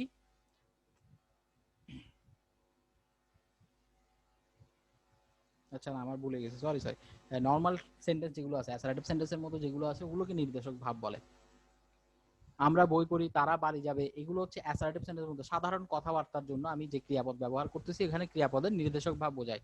অনুজ্ঞা ভাব হচ্ছে এগুলো, আদেশ, নিষেধ, উপদেশ, অনুরোধ, যেটা আমি ইম্পারেটিভ সেন্টেন্সের বলছিলাম, এগুলো হচ্ছে আমার অনুজ্ঞা ভাব। যেখানে আমি কাউকে কিছু করতে বলবো, যেখানে আমি কাউকে কিছু করতে বলবো, সেটা আদেশ দিয়ে হোক, উপদেশ দিয়ে হোক, অনুরোধ দিয়ে হোক, সেখানে আমি বলবো অনুজ্ঞা ভাব প্রকাশ পাচ্ছে। তারপর সাপেক্ষ ভাব হচ্ছে কন্ডিশনাল সেন্টেন্সের মতো। হ্যাঁ, কন্ডিশনাল সেন্টেন্স যেমন একটা কাজের উপর অন্য আরেকটা কাজ নির্ভর করে, এখানে হচ্ছে সাপেক্ষ ভাব। তখন যদি তিনি ফিরে এলে সবকিছুর মীমাংসা হবে, তাহলে এখানে ফিরে এলেটা সাপেক্ষ ভাব বোঝাচ্ছে। হ্যাঁ, ফিরে যদি না আসে তাহলে মীমাংসা হবে না, একটা কাজের উপর আরেকটা কাজ নির্ভর করতেছে, এই জন্য এটাকে সাপেক্ষ ভাব বোঝানো হয়। এরপর হচ্ছে আকাঙ্ক্ষা প্রকাশক ভাব, যেটা আমরা সাধারণত কিসে করে থাকি, অপটেটিভ সেন্টেন্সে করে থাকি আর কি, ইচ্ছা প্রকাশ করে থাকি, সে যাক, যা হয় হোক, সে একটু হাসুক, বৃষ্টি আসে আসুক, এই টাইপসের গুলো হচ্ছে আকাঙ্ক্ষা প্রকাশক ভাব। এখানের মধ্যে ইম্পর্টেন্ট হচ্ছে তোমার অনুজ্ঞা ভাব আর সাপেক্ষ ভাব, বাকি দুটো ইম্পর্টেন্ট না তেমন। এই টপিক গুলো মোটামুটি সহজ, বুঝে বুঝে পড়লে মোটামুটি সবগুলো আছে। তারপর কাল, পুরুষ ও কালের বিশিষ্ট প্রয়োগ, টেন্স আর পার্সন আর কি। ইংরেজিতে যেমন টেন্স আর পার্সন পড়েছি, বাংলা হচ্ছে কাল, পুরুষ ও কালের বিশিষ্ট প্রয়োগ।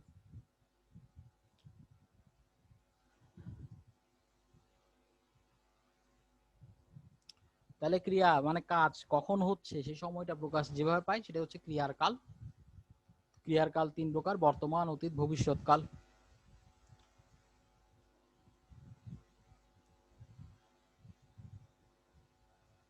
তারপর হচ্ছে পুরুষ জ্ঞাপক ক্রিয়াপদ, ক্রিয়ামূল বা ধাতুর সঙ্গে কাল সময় বা পুরুষ জ্ঞাপক বিভক্তি যোগে ক্রিয়াপদ গঠিত হয়। ক্রিয়াপদ যখন আমরা গঠন করি একটা বাক্যে, যখন আমরা কোনো ক্রিয়াপদ ব্যবহার করবো, সেই ক্রিয়াপদটা এমন ভাবে ব্যবহার করি সেখান থেকে আমি বুঝতে পারি যে এটা কোন পুরুষের ক্রিয়া এবং কোন কালের ক্রিয়া, কোন পুরুষের ক্রিয়া, কোন কালের ক্রিয়া। আমি যাই, এই যাই শব্দটার মধ্যে দেখো এখানে এখন আমি অন্তস্তীয় ব্যবহার করছি, এটা দিয়ে বোঝা যাচ্ছে যে এটা হচ্ছে উত্তম পুরুষের, ঠিক আছে, এটা হচ্ছে উত্তম পুরুষের কাজ। যাই শব্দটা রস্যই দিয়ে বোঝানো যায় যে এখানে পার্সন হচ্ছে ফার্স্ট পার্সন। এখানে যদি পুরুষ বলি উত্তম পুরুষ, আর ইংরেজিতে বললে ফার্স্ট পার্সন বোঝাবে। অনেকে ই এবং অন্তস্তীয়র মধ্যে যে ভুলটা করে থাকে, এই এখানে ভুলটা হয়ে যায়। আমি যখন অন্তস্তীয় ব্যবহার করবো এটা হচ্ছে উত্তম পুরুষ, আমরা আমাদের এগুলোর ক্ষেত্রে আমরা যাই ব্যবহার করি। আর অন্তস্তীয় যেটা ব্যবহৃত হয় সেটা হয় কি নাম পুরুষের ক্ষেত্রে, অর্থাৎ থার্ড পার্সনের ক্ষেত্রে।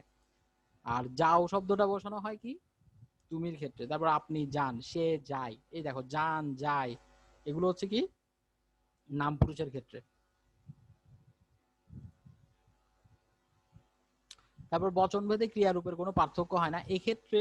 ইংরেজি গ্রামারের চেয়ে বাংলাটা আলাদা। ইংরেজি গ্রামারে সিঙ্গুলারের জন্য ভার্ব একরকম বসে, প্লুরালের জন্য একরকম বসে, কিন্তু বচনের ক্ষেত্রে আমাদের ক্ষেত্রে বা ক্রিয়াপদের এরকম কিছু যায় আসে না। আমি যাই যে কথা, আমরা যাইও একই কথা, যাই এর কোনো পরিবর্তন হয় না। এগুলো দরকার নেই, গ নাম্বারটা আমাদের লাগবে না। তারপর কালের প্রভাবে শুধু নাম মনে রাখলে হবে, পুরা গঠিত বর্তমান, ঘটমান বর্তমান, সাধারণ বর্তমান। অতীত কালের মধ্যে সাধারণ অতীত, নিত্যবিদ অতীত, ঘটমান অতীত, পুরা গঠিত অতীত। ভবিষ্যৎ কালের মধ্যে সাধারণ ভবিষ্যৎ, ঘটমান ভবিষ্যৎ, পুরা গঠিত ভবিষ্যৎ। এখন যেটা বলতেছি এখানের মধ্যে তোমাকে জাস্ট উদাহরণ মনে রাখতে হবে, ঠিক আছে। এখানের মধ্যে জাস্ট উদাহরণ এবং কোন অর্থ প্রকাশ পায় সেটা।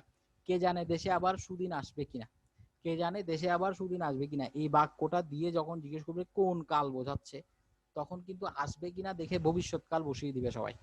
কিন্তু মনে রাখতে হবে এটা হচ্ছে নিত্যবৃত্ত বর্তমান, এটা হচ্ছে নিত্যবৃত্ত বর্তমান। তাহলে এখানে বর্তমান কালের জাস্ট উদাহরণ বা বিভিন্ন কালগুলোর উদাহরণ কিন্তু মনে রাখতে হবে।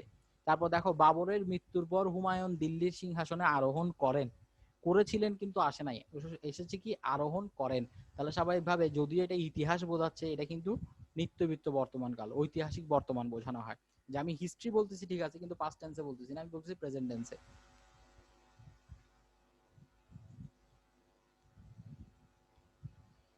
বৃষ্টি যদি আসে আমি বাড়ি চলে যাব, সকলেই যেন সবাই হাজির থাকে।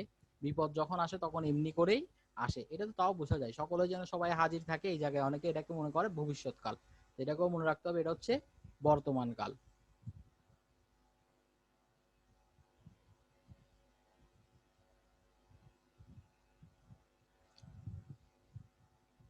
ঘটমান বর্তমান সবার মনে থাকে, পুরা ঘটিত বর্তমান কালও সবার মনে থাকে, যে কাজ হয়ে গেছে সেটাই হচ্ছে পুরা ঘটিত বর্তমান কাল, এটা তেমন ইম্পর্টেন্ট না।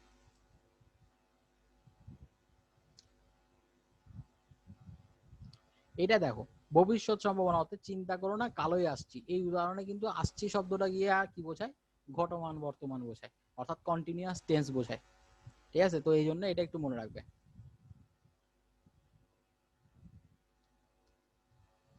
তারপর অতীতকাল মানে অতীতে যে ঘটনা ঘটে গেল, এখানেও উদাহরণগুলো ইম্পর্টেন্ট। যে ঘটনা হয়নি কিন্তু হলে কি হতো সেরকম কোনো কিছু প্রকাশ করি, সেটা হচ্ছে নিত্য বিদ্যুৎ। আর যদি সুমন আসতো কেমন মজা হতো, দেখো সুমন আসে নাই, যদি আসতো তাহলে কেমন মজা হতো, এরকম ব্যাপার হলে কিন্তু অতীতকাল বোঝায়। 27 হতো যদি 127, অসম্ভব, যেটা অসম্ভব সেটাও কিন্তু অতীতকাল বোঝাচ্ছে। তারপর ঘটমান বর্তমান অতীতকাল সবার মনে থাকে, পুরা ঘটিত অতীতকাল,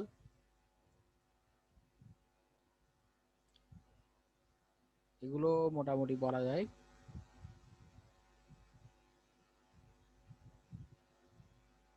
এরপর হচ্ছে ভবিষ্যৎকাল, ভবিষ্যৎকাল মানে যাবো আসবে এই টাইপের, ভবিষ্যতে ঘটবে এরকম কোনো ঘটনা।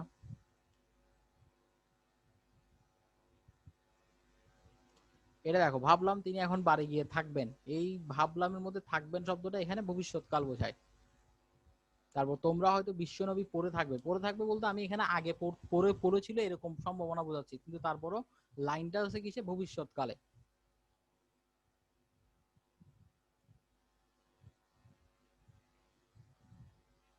তারপর আর ইম্পর্টেন্ট না, এই যে কয়েকটা উদাহরণ আমি বললাম এগুলোই জাস্ট পড়বে, উদাহরণগুলো দাগ দিয়ে পড়বে, এই উদাহরণগুলো হুবহু আসে এমসিকিউ তে, হুবহু আসে, নতুন কোনো বাক্য দিবে না, সেন্টেন্স দিবে না, হয়তো কাছাকাছি কোনো সেন্টেন্স গুলো দিতে পারে। তো কাছাকাছি সেন্টেন্স দিলেও মেইনলি ক্রিয়ার কালের ক্ষেত্রে আমি দেখেছি যে লাইন কিন্তু পরিবর্তন করে না, এই লাইনগুলোই হুবহু এমসিকিউ তে চলে আসে। যেমন দেখো, কাজ শেষ করার জন্য সে আদা জল খেয়ে লেগেছে, কাজ শেষ করার জন্য সে আদা জল খেয়ে লেগেছে, এখানের মধ্যে উত্তর কোনটা হবে বলো তো?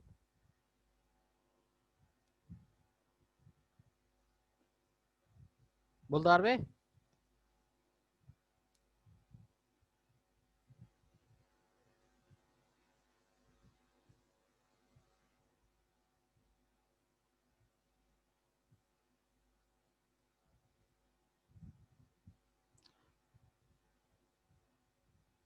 কাজ শেষ করার জন্য সে আদা জল খেয়ে লেগেছে, এখানের মধ্যে কোনটা, ওই প্রশ্নটার মধ্যে কোনটা উত্তর হবে বলতে পারবে?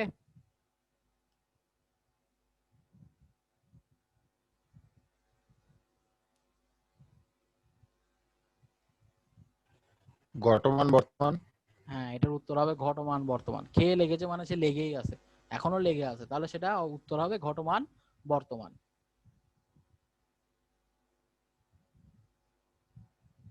যেমন দেখো, 27 হতো যদি 127, লাইনটা আমরা পড়ে আসছি সেটাও চলে আসছে।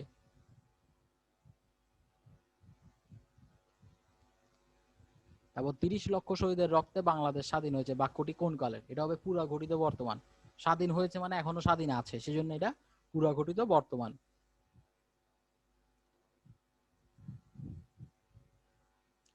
তারপর আসি চতুর্থতে, সমাপিকা অসমাপিকা ও যৌগিক ক্রিয়ার প্রয়োগ।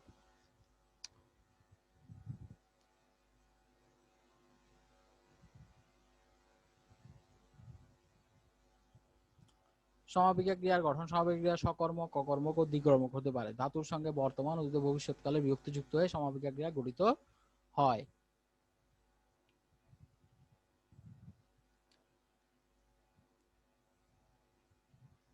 সমাপিকা ক্রিয়া মানে হচ্ছে যে ক্রিয়াগুলো সমাপিত হয়, আমরা ক্রিয়াপদ পড়ার সময় পড়ে আসছিলাম, যেগুলো কাজ কমপ্লিটলি শেষ করে সেটাকে সমাপিকা ক্রিয়া বলে, আর যেগুলো কমপ্লিটলি শেষ করতে পারে না, অন্য ক্রিয়াপদের দরকার হয়, তখন সেটাকে অসমাপিকা ক্রিয়া বলে। তো সমাপিকা ক্রিয়ার মধ্যে কালটা ইম্পর্টেন্ট, কালও থাকে, আর সমাপিকা ক্রিয়া সকর্মক হতে পারে, অকর্মক হতে পারে, অর্থাৎ তার অবজেক্ট থাকতেও পারে, নাও থাকতে পারে, আবার ডাবল অবজেক্টও থাকতে পারে। আর অসমাপিকা ক্রিয়ার ক্ষেত্রে এখানে আসলে কাল থাকে না, অসমাপিকা ক্রিয়ার ক্ষেত্রে কালটা বোঝা যায় না, সমাপিকা ক্রিয়ার উপরেই কিন্তু কাল নির্ভর করে, এই লাইনটা মনে রাখবা। এখানে কোথাও লিখছে কিনা আমি জানি না, এটা তোমাদের মনে রাখতে হবে। কাল মানে ক্রিয়ার কাল এবং ভাব, এগুলো নির্ভর করে সমাপিকা ক্রিয়ার উপরে, অসমাপিকা ক্রিয়াতে কখনো কাল বা ভাব নির্ভর করে না। তারপর অসমাপিকা ক্রিয়ার ক্ষেত্রে মনে রাখতে হবে, অসমাপিকা ক্রিয়ার সাথে একটা সমাপিকা ক্রিয়া তো অবশ্যই থাকবে, এই দুটো ক্রিয়াপদের কর্তা একই হতে পারে, আবার ভিন্ন হতে পারে, কর্তা একই হতে পারে অথবা ভিন্ন হতে পারে। ভিন্ন যখন হয় তখন কিন্তু দুই প্রকার, একটা হচ্ছে শর্তাধিকার কর্তা আর একটা হচ্ছে নিরপেক্ষ কর্তা। শর্তাধীন কর্তা মানে একজনের কাজ অর্থাৎ অসমবায়িক ক্রিয়াটা যার করার কথা সে করলে তারপর সমবায়িক ক্রিয়াটা আরেকজন করবে, তো এটাকে বলা হয় শর্তাধীন কর্তা। যেমন তোমরা বাড়ি এলে আমি রওনা হবো, এখানে তোমরা কাজ করলে তারপর আমার কাজটা আমি করব, তাহলে আমিটা তোমাদের উপর নির্ভরশীল, আমিটা তোমার উপর নির্ভরশীল, সেই জন্য এটাকে শর্তাধীন বলে। আর নিরপেক্ষ মানে কিছু যায় আসে না। সূর্য অস্তমিত হলে যাত্রী দল পথ চলা শুরু করলো, তাহলে সূর্য অস্তমিত হওয়ার সাথে এদের পথ চলা শুরুর কোনো সম্পর্ক নেই, ওদের ওরকম কোনো শর্ত ছিল না, জাস্ট ওরা অপেক্ষা করছিল সূর্য অস্তমিত হোক তারপর আমরা যাব, এই জন্য এটাকে বলা হয় নিরপেক্ষ কর্তা। এরপর দেখো অসময় ক্রিয়া ব্যবহার, এখানেও এটা ইম্পর্টেন্ট, জাস্ট উদাহরণগুলো কি বোঝায়, উদাহরণ এই বাক্যগুলো কি বোঝাচ্ছে সেটা। বৃষ্টি ভিজলে সর্দি হবে, এটা কি বোঝায়? পরিণতি বোঝায়।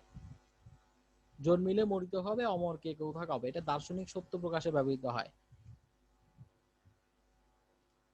তারপর এখানে যে বিভক্তিটা আছে, লে বিভক্তিযুক্ত অসমাপিক ইয়া বিভক্তিযুক্ত অসমাপিক, এটা মনে রাখতে হবে না। হ্যাঁ, কোন বিভক্তি যুক্ত হচ্ছে সেটা আমার মনে রাখার দরকার নেই, আমার যেটা মনে রাখতে হবে সেটা কি অর্থ প্রকাশ করতেছে সেটা। ঢাকা গিয়ে বাড়ি যাব, এখানে গিয়ে শব্দটা কি বোঝাচ্ছে? অব্যয় পদের অনুরূপ বোঝাচ্ছে, যদিও সে ক্রিয়াপদ কিন্তু সে এখানে অব্যয় পদের কাজ করতেছে।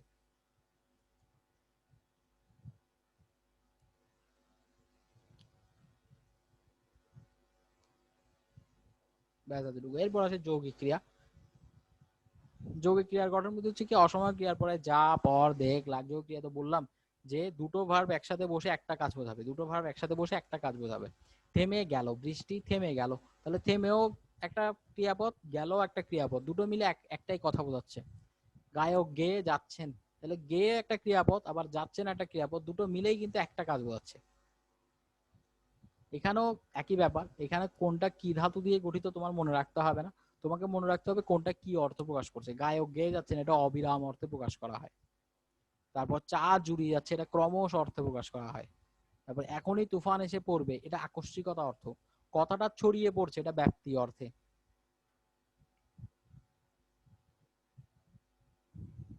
আমাকে অঙ্কটা বুঝিয়ে দাও, এটা সাহায্য প্রার্থনা। ছুটি ফুরিয়ে আসছে, এটা আসন্ন সমাপ্তি অর্থে।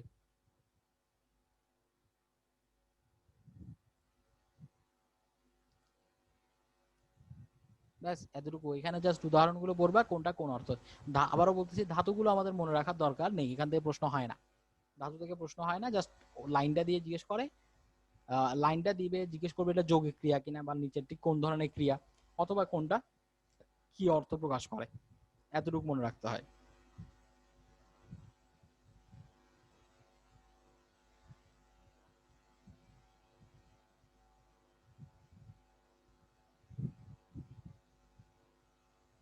এরপর হচ্ছে বাংলা অনুজ্ঞা। অনুজ্ঞা মানে ওই যেটা বললাম, ইম্পারেটিভ সেন্টেন্সের ব্যাপারগুলো চলে আসে। আদেশ, অনুরোধ, অনুমতি, প্রার্থনা, অনুনয় প্রভৃতি অর্থে বর্তমান ভবিষ্যৎকালে মধ্যম পুরুষে ক্রিয়াপদের যে রূপ হয় তাকে অনুজ্ঞা বলে। অনুজ্ঞা শব্দটা দিয়ে ইম্পারেটিভ শব্দটা মনে রাখি। ইংরেজিতে যাকে আমি ইম্পারেটিভ বলছি, বাংলায় তাকে অনুজ্ঞা বলতেছি।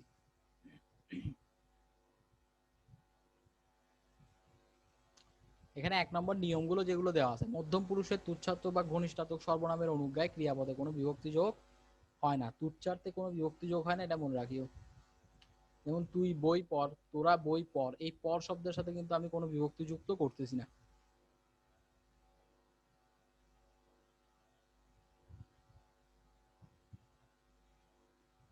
এগুলো লাগবে না, সম্ভ্রমার্থে আমি কি ব্যবহার করতেছি না করতেছি এগুলো দরকার নেই। তারপর প্রাচীন বাংলার রীতি, অনুজ্ঞা, পুরুষ, এই জিনিসগুলো দরকার নেই আমার, জাস্ট এখানের মধ্যে এক নাম্বারটা বলা দরকার। এখান থেকেই প্রশ্ন আসে, এক নাম্বারটা থেকেই প্রশ্ন আসছে এখনো পর্যন্ত। এগুলোতে তেমন কোনো প্রশ্নই হয় নাই মোটামুটি।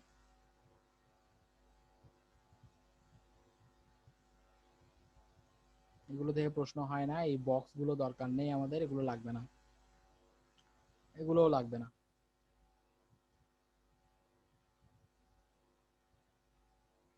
এখানে শুধু এই উদাহরণগুলো বললে হবে।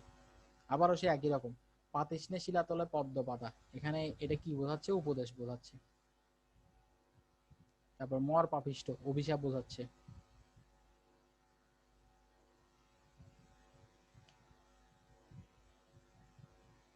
এই চ্যাপ্টার, এই পুরো ইয়াটা থেকে বা এই পরিচ্ছেদটা থেকে আমাদের তেমন কোনো কিছু দরকার নেই, জাস্ট অনুজ্ঞাপদ কি সেটা চিনে রাখতে হবে। আর অনুজ্ঞাপদের এই উদাহরণটা মনে রাখতে হবে যে আমরা যখন কোনো কিছু তুচ্ছ অর্থে ব্যবহার করি বা ঘনিষ্ঠ অর্থে ব্যবহার করি, সবসময় যে তুচ্ছ হবে তা না, ঘনিষ্ঠ অর্থে যখন কাউকে কিছু করতে বলি সেই ক্রিয়াপদের সাথে আমরা কোনো বিভক্তি যুক্ত করি না।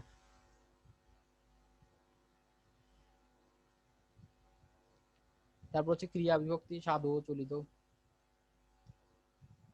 ক্রিয়া বিভক্তি মানে হচ্ছে ওই পদের সাথে বা ধাতুর সাথে যে বিভক্তিগুলো যুক্ত হয়ে ক্রিয়াপদ গঠিত হয় তাদেরকে ক্রিয়া বিভক্তি বলে। তারপর বিভক্তি সমূহ কি করে, বিভক্তি সমূহ আমাকে ক্রিয়ার কাল বোঝানোতে সাহায্য করে, পুরুষ বোঝাতে সাহায্য করে, বাচ্য বোঝাতে সাহায্য করে। বাচ্য মানে এখানে ওই আমরা যেগুলো পড়ে আসছি অ্যাক্টিভ ভয়েস, প্যাসিভ ভয়েস, ভয়েসের বাংলায় হচ্ছে বাচ্য।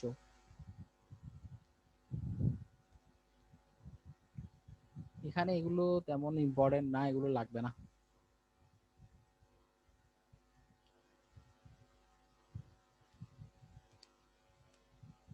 এগুলো লাগবে না।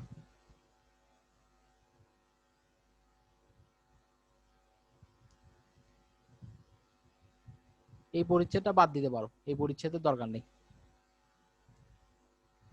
এই পরিচ্ছেদটা বাদ, ষষ্ঠ পরিচ্ছেদ বাদ, এগুলো দরকার নেই, এখান থেকে কোনো প্রশ্ন হয় না। এগুলো হচ্ছে জাস্ট কতগুলো গঠন নিয়ম, কিছু উদাহরণ দেওয়া আছে, এগুলো থেকে কোনো প্রশ্ন হয় না। এরপর হচ্ছে মোস্ট ইম্পর্টেন্ট, এটা হচ্ছে এই যত এই পুরো চতুর্থ অধ্যায়ের মধ্যে সবচেয়ে ইম্পর্টেন্ট হচ্ছে এটা। এক ছিল ক্রিয়াপদ, ওটা থেকে একটা না একটা প্রশ্ন হয়, আর হচ্ছে কারক বিভক্তি, এখান থেকে প্রশ্ন হয়। কারক শব্দটির অর্থ হচ্ছে যা ক্রিয়া সম্পাদন করে, বাক্যস্থিত ক্রিয়াপদের সঙ্গে নামপদের যে সম্পর্ক তাকে কারক বলে।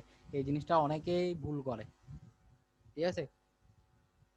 অনেকে যেটা বেশিরভাগ স্টুডেন্ট যেটা বলে ক্রিয়াপদের সাথে অন্যান্য পদের সম্পর্ককে না কারক বলে, অন্যান্য পদ না, শুধুমাত্র নাম পদের যে সম্পর্ক তাকে কারক বলে। ক্রিয়াপদের সাথে নাম পদের যে সম্পর্ক তাকে কারক বলে। এখানে মনে রাখতে হবে ক্রিয়াপদের সাথে নাম পদের সম্পর্ক, ক্রিয়াপদের সাথে নাম পদের সম্পর্ক, এই লাইনটা মনে রাখবে।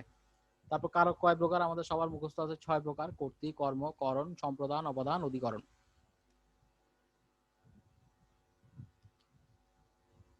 তারপর হচ্ছে বিভক্তি।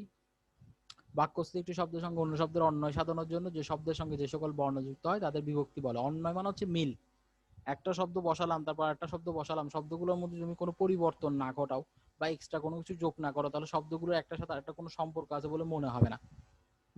যেমন ধরো আহ ছাদে বসে মা শিশুকে চাঁদ দেখাচ্ছেন, এখন দেখো আমি যদি শুধু এমনিতে শব্দগুলো বসাম, ছাদ, বসা বা বস, মা, শিশু, চাঁদ, দেখা, এতটুকু বলতাম, তাহলে শব্দগুলোর পরস্পরের মধ্যে কোনো সম্পর্ক আছে এরকম বোঝা যেত না। তো এই সম্পর্কটা বোঝানোর জন্য আমরা কি করলি, এগুলোর সাথে একটা একটা এক্সট্রা কিছু বর্ণ যুক্ত করি, অতিরিক্ত বর্ণ, এই বর্ণগুলোকে আমরা বলি বিভক্তি। যেমন ছাদের সাথে এ বসে, বসের সাথে এ, তারপর মায়ের সাথে কোনো বিভক্তি নেই, এটাকে শূন্য বিভক্তি বলে। শিশুর সাথে কে, চাঁদের সাথে কোনো এক্সট্রা কিছু নেই, দেখার সাথে এন বা এ, এরকম বোঝাচ্ছি। তাহলে এগুলো সবগুলো হয়ে গেল কি একটা সম্পর্ক যুক্ত। তাহলে সম্পর্ক করতে গিয়ে আমরা এক্সট্রা যেগুলো বসালাম সেগুলো হচ্ছে বিভক্তি।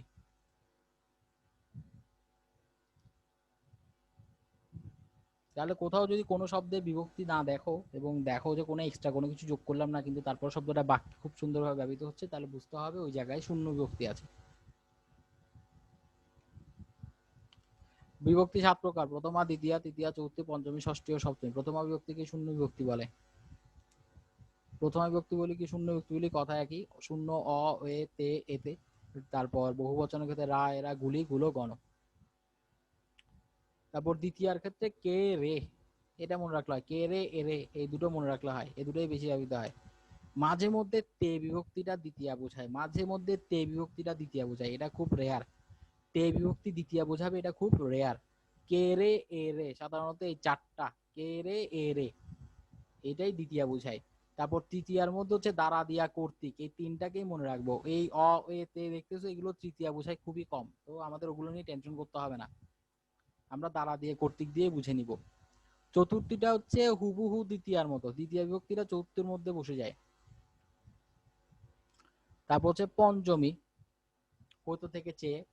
ষষ্ঠীর বেলা হচ্ছে র এবং এর। সপ্তমীর বেলায় হচ্ছে এ, তে, এতে, এ, অ, তে, এতে। এই যে দেখতেছো এগুলো কিন্তু সপ্তমী গুলো কিন্তু আমরা কোথায় পড়ে আসছি, প্রথম, দ্বিতীয়া, তৃতীয়াতেও পড়ে আসছি।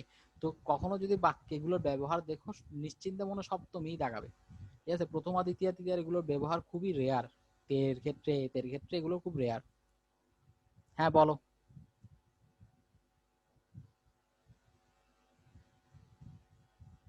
দের দিয়ে ডাক দিলে যে কি বলবে বলো?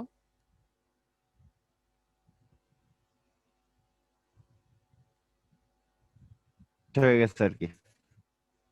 আচ্ছা, এমনিতে পড়ে গেছে যে।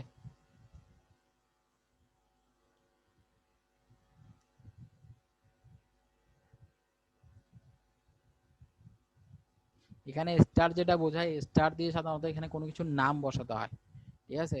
একজনের নাম বসিয়ে তাদের পুরো গ্রুপটাকে বোঝানো হয়। মনে করো 5 জন বন্ধু গ্রুপ আছে, ওখানের মধ্যে একজনের নাম অনিক, তাহলে আমরা কি বলবো? অনিকদের দিয়ে কিছু হবে না, তাহলে অনিকের সাথে দের দিয়ে যুক্ত করছি। তো স্টার শব্দ এখানে বোঝাবে, এখানে বিশেষ্য বসবে। এখানে যতগুলো স্টার দেখছো সবগুলোর জায়গায় কারো না কারো নাম বসে, এটা বোঝায়। তারপর হচ্ছে তারকা চিহ্ন দিয়ে বিভক্তিগুলো বন্ধনীতে লিখিত শব্দ চলিত ভাষায় ব্যবহৃত হয়, ঠিক আছে? এগুলো চলিত ভাষায়ও ব্যবহৃত হয়।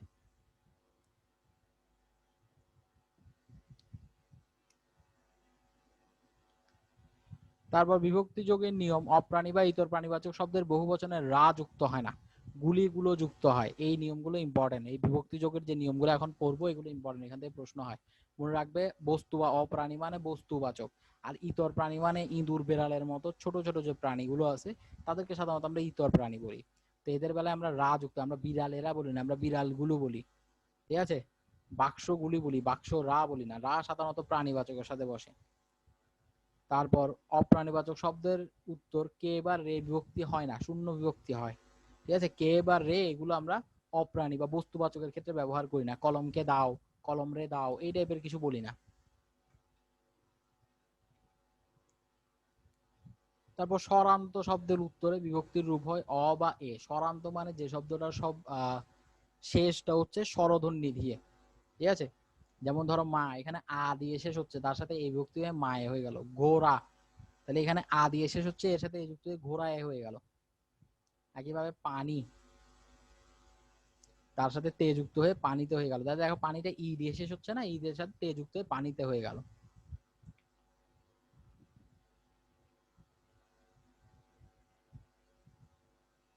তারপর দেখো অকারান্ত এবং ব্যঞ্জনান্ত শব্দের উত্তর প্রায় রা স্থানে এরা হয়। যে ধ্বনিগুলো বা শব্দগুলো অ দিয়ে শেষ হয় কিংবা ব্যঞ্জন ধ্বনি দিয়ে শেষ হয় সেগুলোর মধ্যে রা বসে না, সাধারণত এরা বসে। হ্যাঁ, শক্তি বিভক্তি র এর স্থলে এর যুক্ত হয়। যেমন লোকেরা, আমরা লোকরা বলি না, লোকেরা বলি। বিদ্বান, বিদ্বানরা বলি না, আমরা বলি বিদ্বানেরা। মানুষ, মানুষের পরে আমরা মানুষের বলি, মানুষর বলি না, ঠিক আছে? তারপর অকারান্ত, আকারান্ত এবং একারান্ত খাঁটি বাংলা শব্দের ষষ্ঠীর এক বচনে সাধারণত র যুক্ত হয়, এর যুক্ত হয় না। যেমন বড়র, মামার, ছেলের। এরপর আসে কারকের সংজ্ঞা। তো আমরা জানি যে কর্তৃকারক, কর্মকারক এগুলো সাধারণত আমাদের মনে থাকে কোন কারক কাকে বলে। আমাদের চেনার জন্য কতগুলো উপায় আছে। ক্রিয়াপদকে আমরা কে বা কারা দিয়ে প্রশ্ন করলে যে পদটা পাবো সেটা হচ্ছে আমাদের কর্তৃকারক।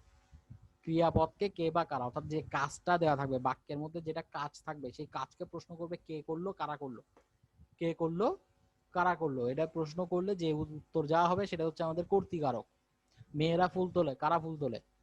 মেয়েরা ফুল তোলে। তারপর কর্তৃকারকের প্রকারভেদ দেওয়া আছে। এখানে দেখো প্রকারভেদের মধ্যে আছে কয় প্রকার আছে? টোটাল 4 প্রকার দেওয়া আছে। মুখ্য কর্তা, প্রযোজক কর্তা, প্রযোজ্য কর্তা, ব্যতিহার কর্তা। হ্যাঁ, তো মুখ্য কর্তা মানে যিনি নিজে ক্রিয়া সম্পাদন করে তিনি মুখ্য কর্তা। প্রযোজক কর্তা মানে যিনি অন্যকে কাজে লাগাবে, শব্দ দিয়ে বোঝা যায়। শিক্ষক ছাত্রদের ব্যাকরণ পড়াচ্ছেন, এখানে পড়তেছে ছাত্ররা, শিক্ষক কি করছেন? পড়াচ্ছেন। তারপর হচ্ছে প্রযোজ্য কর্তা, তাহলে মূল কর্তার করণীয় কার্য যাকে দিয়ে সম্পাদিত হয় তাকে প্রযোজ্য কর্তা বলে। রাখাল গরুকে ঘাস খাওয়ায়, এখানে দেখো ঘাস খাওয়ার কাজ রাখাল নিজে করতে পারবে না, ঘাস খাওয়ার কাজ রাখাল নিজে করতে পারবে না। সে গরুকে খাওয়াচ্ছে, গরুই ঘাস খাবে, কিন্তু কাজটা করার জন্য তাকে কি করতেছে? রাখাল নিয়োগ করতেছে, বা নিয়োগও না, বা রাখাল তাকে কি করতেছে? নিয়ে যাচ্ছে ঘাস খাওয়ার জন্য, এরকম। তারপর হচ্ছে ব্যতিহার কথা, এটা মোস্ট ইম্পর্টেন্ট। ব্যতিহার কথাটা মনে রাখবে, কোনো বাক্য যে দুটো কর্তা একত্রে এক জাতীয় ক্রিয়া সম্পাদন করে তাদেরকে ব্যতিহার কর্তা বলে, ঠিক আছে? ব্যতিহার কর্তা মানে দুজনে মিলে একই কাজ করতেছে। বাঘে মহিষে এক ঘাটে জল খায়, রাজায় রাজায় লড়াই, উলুখাগড়ায় প্রাণান্ত। তাহলে লড়াইটা হয় কাদের কাদের? রাজায় রাজায়, তাহলে রাজায় রাজা হচ্ছে আমাদের ব্যতিহার কর্তা। তারপর কর্তা 3 প্রকারের হতে পারে, সেটা হচ্ছে বাচ্য অনুযায়ী, অর্থাৎ ভয়েস অনুযায়ী, কর্মবাচ্য, ভাববাচ্য, কর্মকর্তৃ বাচ্য। তাহলে কর্মবাচ্যের কর্তা, পুলিশ দ্বারা চর্ধিত হয়েছে। ভাববাচ্যের বার্তা, আমার যাওয়া হবে না। কর্ম কর্তৃবাচ্যের কর্তা, বাঁশি বাজে, কলমটা লেখে ভালো। তাহলে দেখো বাঁশি বাজে, এটা আসলে কি বাজে হবে? বাঁশি বাজে মানে কি বাজে? কাকে কে বাজে বলি না বা কারা বাজে বলি না। আমরা যে একটু আগে বললাম যে কে বা কারা দিয়ে প্রশ্ন করলে পাবো। তাহলে বাঁশি বাজে শব্দের মধ্যেও কিন্তু বাঁশিটা হচ্ছে আমাদের কর্তৃকারক। কর্তৃকারক হলো সেটা কি? কর্মপদে কর্তৃস্থানীয় হিসেবে এটা কর্তৃকারক হয়ে যায়। তারপর কলমটা লেখে ভালো, কলম নিজে কখনো লেখে না, কলম দিয়ে লেখা হয়। তো তারপরে এটা কি এখানে কর্তৃকারক হিসেবে ব্যবহৃত হবে এই লাইনে। তো এই লাইনগুলো একটু ইম্পর্টেন্ট। তারপর কর্তৃকারকের বিভিন্ন বিভক্তির ব্যবহার, এই বিভক্তির ব্যবহার দিয়ে যতগুলো উদাহরণ পড়বে সবগুলো ইম্পর্টেন্ট। গায়ে মানে না বনি মোড়ল, এখানে গায়ে, গায়ের সাথে এ বিভক্তি যুক্ত হচ্ছে, গায়ের সাথে এ বিভক্তি। আমরা একটু আগে পড়ে আসছি যেটা স্বরধ্বনি দিয়ে শেষ হয় এরকম শব্দের সাথে এ বিভক্তি যুক্ত হওয়া মানে সেখানে অন্তস্থীয় এ হয়ে যায়, অন্তস্থীয় এ কার বসে, ঠিক আছে? গা এ না বসে গায়ে হচ্ছে। গায়ে মানে না বনি মোড়ল, বাপে না জিজ্ঞাসা মায়ে না সম্ভাষায়, পাগলে কিনা বলে ছাগলে কিনা খায়। তাহলে সপ্তমী বিভক্তি যুক্ত হচ্ছে ছাগলের সাথে এই বিভক্তি। বাঘে মহিষে একখানা এক ঘাটে খাবে না।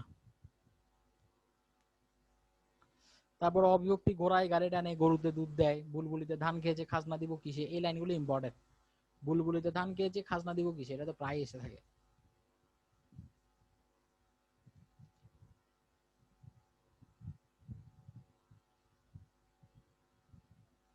তারপর কর্মকারক, সাধারণত ক্রিয়াপদকে কি বা কাকে দিয়ে প্রশ্ন করলে আমরা কর্মকারক পেয়ে থাকি।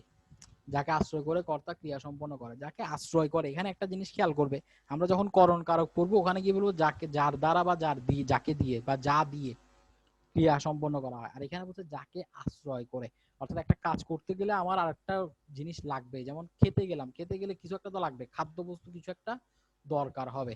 এটা ছাড়া খাওয়ার কাজটা হতেই পারে না। হুম, আমার হাত থাকলেও আমি খাইতে পারি, হাত না থাকলেও খেতে পারি। যাদের হাত নেই তারাও কিন্তু খেতে পারে। তাহলে হাত এখানে ইম্পর্টেন্ট না, ইম্পর্টেন্ট হচ্ছে কি খাদ্যটা। তো যেটা না হলে কাজটা হবেই না সেটা হচ্ছে আমার কর্মকারক। যেটা না হলে কাজটা হবেই না সেটা হচ্ছে কর্মকারক।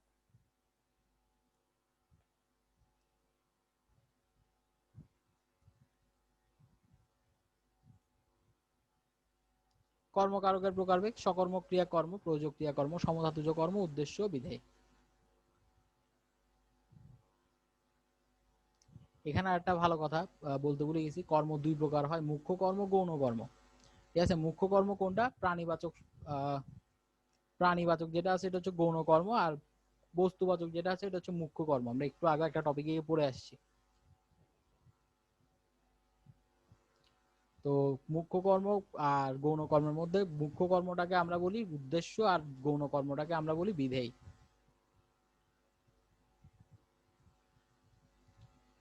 তারপর এখানে যে উদাহরণ দেওয়া আছে সহ এগুলো দরকার হবে।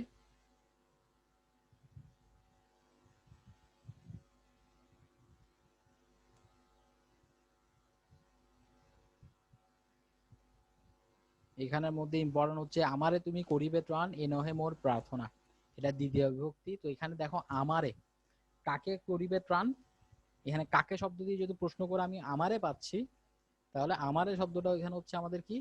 কর্মকারক। তো কর্মকারকের সাথে এখানে দ্বিতীয় বিভক্তি রে যুক্ত হচ্ছে। একটা জিনিস খেয়াল করবে, যে জিনিসটা খেয়াল করার আছে ইম্পর্টেন্ট মোস্ট, একদম সহজভাবে মনে রাখতে পারো, কর্মকারকের চতুর্থী বিভক্তি হয় না। কর্মকারকের চতুর্থী বিভক্তি হয় না, তুমি লিখে রাখতে পারো তোমার ব্যাকরণ বইয়ের পাশে, এইরকম ব্যাকরণ বই থাকলে ওখানে লিখে রাখতে পারো, বা খাতা থাকলে ওখানে লিখে রাখো, পরে নোট করে রাখবে। কর্মকারকের চতুর্থী বিভক্তি হয় না। কর্মকারকে কে এবং রে দেখলে চোখ বন্ধ করে দ্বিতীয় বিভক্তি বলে দিবা।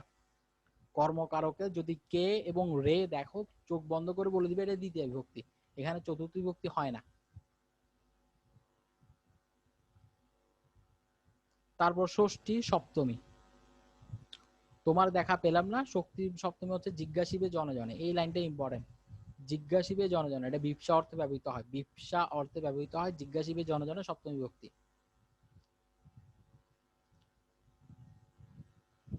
এরপর হচ্ছে করণ কারক। তাহলে করণ কারক দেখো, এটা হচ্ছে আমার ক্রিয়া সম্পাদনের যন্ত্র, উপকরণ বা সহায়ক, এটা হচ্ছে করণ কারক। হ্যাঁ, কর্ম পর থাকার পরও যদি কাজটা করতে গিয়ে আমার এক্সট্রা কোনো কিছু সাহায্যের প্রয়োজন পড়ে সেটা হচ্ছে আমার কর্মকারক, করণ কারক। করণ কারকের সাথে সাধারণত সবচেয়ে বেশি ব্যবহৃত হয় তৃতীয়া বিভক্তি। করণ কারকের সাথে সবচেয়ে বেশি ব্যবহৃত হয় তৃতীয়া বিভক্তি, লাঙ্গল দ্বারা জমি চাষ, মন দিয়া করো সবে বিদ্যা উপার্জন। তারপর সপ্তমী বিভক্তি হয় ফুলে ফুলে ঘর বেরোচ্ছে, তার মানে ফুল দিয়ে ঘর বেরোচ্ছে না বলে আমি বলছি ফুলে ফুলে ঘর বেরোচ্ছে। শিকারি বিড়াল গোফে চেনা যায়, শিকারি বিড়াল গোফ দিয়ে চেনা যায় না বলে বলছি গোফে চেনা যায়। যেখানে তুমি দেখবে যে তুমি দিয়ে শব্দটা বসাতে পারতেছো সেটাই বুঝবে করণ কারক। এবং এখানে করণ কারকের ক্ষেত্রে আমরা এই বিভক্তিটাই সবচেয়ে বেশি বিভক্ত হয়। তারপর আছে তে বিভক্তি, এত সততা এত যে ব্যথা তবু যেন তা মধুতে মাখা, নজরুল, নজরুল কাজী নজরুলের লেখা। এই মধুতে শব্দটাতে হচ্ছে আমাদের করণ কারক এবং এখানে তে বিভক্তি ব্যবহৃত হচ্ছে। চেষ্টায় সব হয় এসুতায় কাপড় না, চেষ্টায় সব হয় এই লাইনটা দাগ দিয়ে রাখো, মোস্ট ইম্পর্টেন্ট একটা লাইন, চেষ্টায় সব হয়। এটা হচ্ছে করণ কারকে সপ্তমী বিভক্তি, করণ কারকে সপ্তমী বিভক্তি। সম্প্রদান কারক, যাকে সত্য ত্যাগ করে দান করা হয় সেই হচ্ছে সম্প্রদান কারক। এখানে ইম্পর্টেন্ট ব্যাপার হচ্ছে যা দান করা হয় সেটা না, যাকে দান করা হয় সেটা সম্প্রদান কারক। ঠিক আছে, এটাও কিন্তু কর্মকারকের অধীনের মধ্যে পড়ে। আমরা জানি কাকে দিয়ে প্রশ্ন করলে আমি কি পাবো, কর্মকারক পাবো। তো যখন কর্মকারকটা দেখতেছো কোনো কিছু দান করা হচ্ছে কর্মকারককে, তখন কর্মকারক না বলে তাকে আলাদা করে নাম দিয়েছে সম্প্রদান কারক, তাকে আলাদা করে নাম দিলাম সম্প্রদান কারক। অনেক বই কারণ, এখানে বই কারণিক হবে, বই কারণ কেন হবে? বই কারণ বৈয়াকরণ মানে হচ্ছে যারা ব্যাকরণবিদ তাদেরকে বলে বৈয়াকরণ।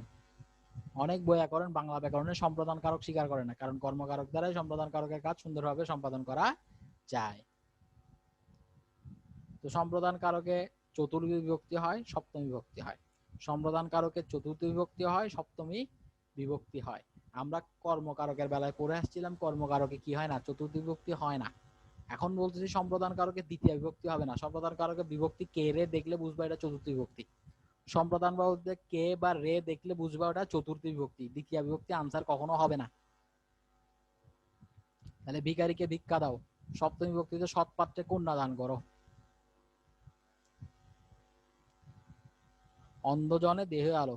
তারপর দেখো নিমিত্তার্থে কে বিভক্তি যুক্ত হলে সেখানে চতুর্থ বিভক্তি হয়, নিমিত্তার্থে কে বিভক্তি যুক্ত হলে সেখানে চতুর্থ বিভক্তি হয়। বেলা যে পড়ে এলো জলকে চল, জলকে চল মানে জলের উদ্দেশ্যে যাওয়া, জলের জন্য যাওয়া। ঠিক আছে, এখানে নিমিত্তার্থে আসে তো চতুর্থ বিভক্তি এবং এটাও সম্প্রদান চলে আসছে। এরপর হচ্ছে অপদান কারক। অপদান কারক মানে হচ্ছে যেখান থেকে আমি কোনো কিছু পাবো, যেখান থেকে আমি কোনো কিছু পাবো, উৎস বলতে পারো তুমি, অপদান কারকের পাশে লিখে রাখো উৎস। ঠিক আছে, কোনো কিছুর উৎস হলেই যে শব্দটা কোনো কিছুর উৎস সেটাই হবে অপদান কারক। এখন গাছ থেকে পাতা পড়ে, তাহলে পাতা কোথা থেকে পাচ্ছি, গাছ থেকে পাচ্ছি, গাছ হচ্ছে পাতার উৎস, তাহলে এটা অপদান কারক। মেঘ থেকে বৃষ্টি পড়ে, মেঘ হচ্ছে বৃষ্টির উৎস। শুক্তি থেকে মুক্ত মেলে, তাহলে শুক্তি হচ্ছে মুক্তর উৎস। দুধ থেকে দই হয়, দইয়ের উৎস তাহলে দুধ। জমি থেকে ফসল পাই, খেজুর রসে গুড় হয়। এভাবে সবকিছু। তারপর বিরত, পাপে বিরত হও। তারপর হচ্ছে দূরীভূত, দেশ থেকে পঙ্গপাল চলে গেছে। বিপদ থেকে বাঁচাও, সোমবার থেকে পরীক্ষা শুরু, বাক্যে ভয় পায় না কে। এটার বেলা সব ধরনের বিভক্তি হতে পারে। প্রথম আবার শূন্য বিভক্তি, বোটা আলগা ফল, গাছ থাকে না, গাছে থাকে না। মনে পড়ে সেই জ্যৈষ্ঠ দুপুরে পাঠশালা পলায়ন, এই লাইনটা মনে রাখবে, মনে পড়ে সেই জ্যৈষ্ঠ দুপুরে পাঠশালা পলায়ন। তারপর দ্বিতীয় বা কি বিভক্তি, বাবাকে বড্ড ভয় পায়, এখানে কে বসছে মানে বাবাকে বড্ড ভয় পায়। তারপর ষষ্ঠী বা রবিভক্তি, বাঘের ভয় সেখানে সন্ধ্যা হয়, যেখানে বাঘের ভয় সেখানে সন্ধ্যা হয়। সপ্তমীর বেলায় বিপদে মোরে করিবে ত্রাণ, এ নহে মোর প্রার্থনা। তারপর লোকে মুখে শুনেছি তিলে তৈল হয়, টাকায় টাকা হয়।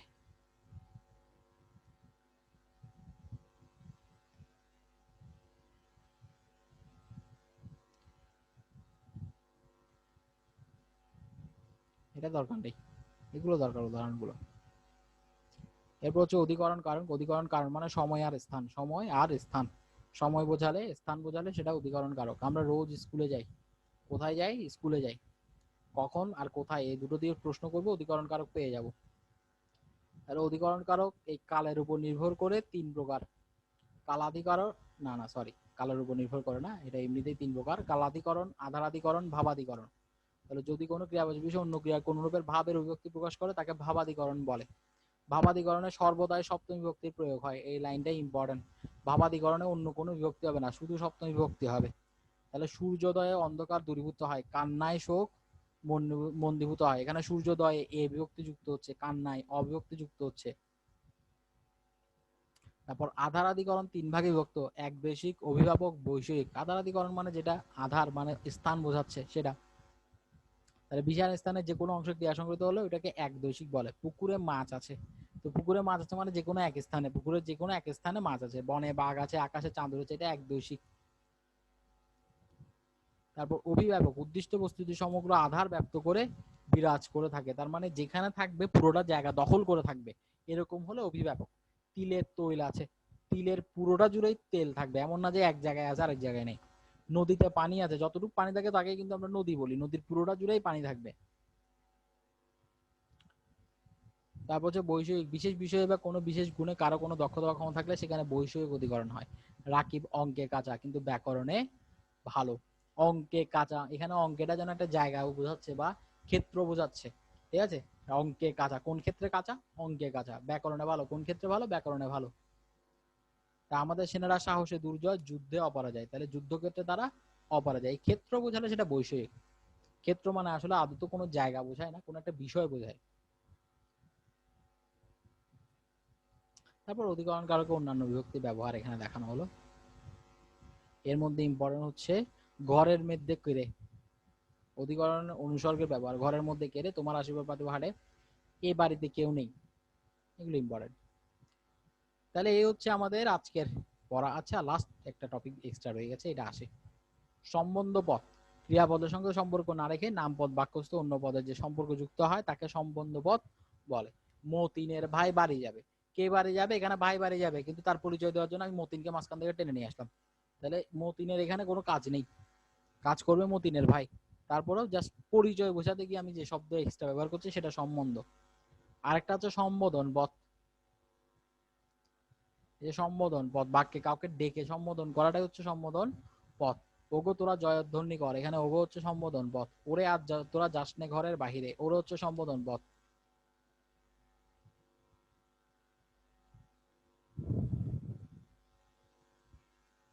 সম্বোধন পদের পরে অনেকে বিশেষযোগ চিহ্ন দেওয়া হয়, এ ধরনের বিশেষ চিহ্নকে সম্বোধন পদ চিহ্ন বলে। কিন্তু আধুনিক নিয়মে সম্বোধন চিহ্ন স্থানে কমা চিহ্নের প্রয়োগই বেশি। তারপর সম্বন্ধ পদের অনেকগুলো উদাহরণ দেওয়া আছে, এগুলো একটু দেখে নিবে। এখানে এই অর্থগুলো দরকার নেই, অধিকার সম্বন্ধ, জন্মজনক সম্বন্ধ, এগুলো লাগবে না। জাস্ট কোনটা সম্বোধন পদ, উদাহরণটা মনে রাখলে হবে। এই অর্থগুলো আমাকে মনে রাখতে হবে না। এতক্ষণ ধরে যেগুলো পড়ে আসছি এই পাশেগুলো মনে রাখতে হচ্ছিল, কিন্তু এখন এই পাশের এগুলো আমার মনে রাখতে হবে না, শুধু এগুলো মনে রাখতে হবে। 1-এর 3, 7-এর 5 এটা সম্বন্ধ পদ। নজরুলের অগ্নিবীণা, না মাইকেলের মেঘনাথ বক্ষ, এখানে নজরুলের বলতেছি, তো স্বাভাবিকভাবে নজরুলের শব্দটা হয়ে গেছে সম্বন্ধ পদ।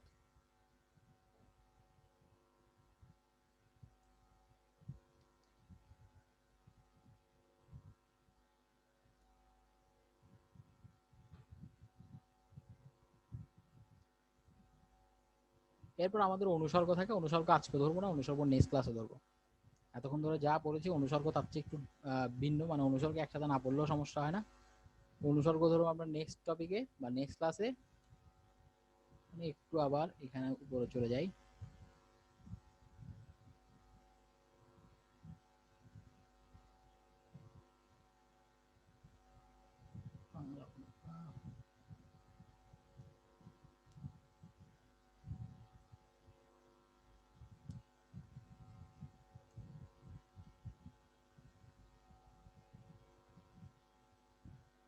এটা ছিল আমাদের চতুর্থ অধ্যায়। চতুর্থ অধ্যায়ের মধ্যে আমরা লাস্ট পরিচ্ছেদটা ছাড়া বাকি সব পড়ছি। সূচিপত্রটা একটু দেখি।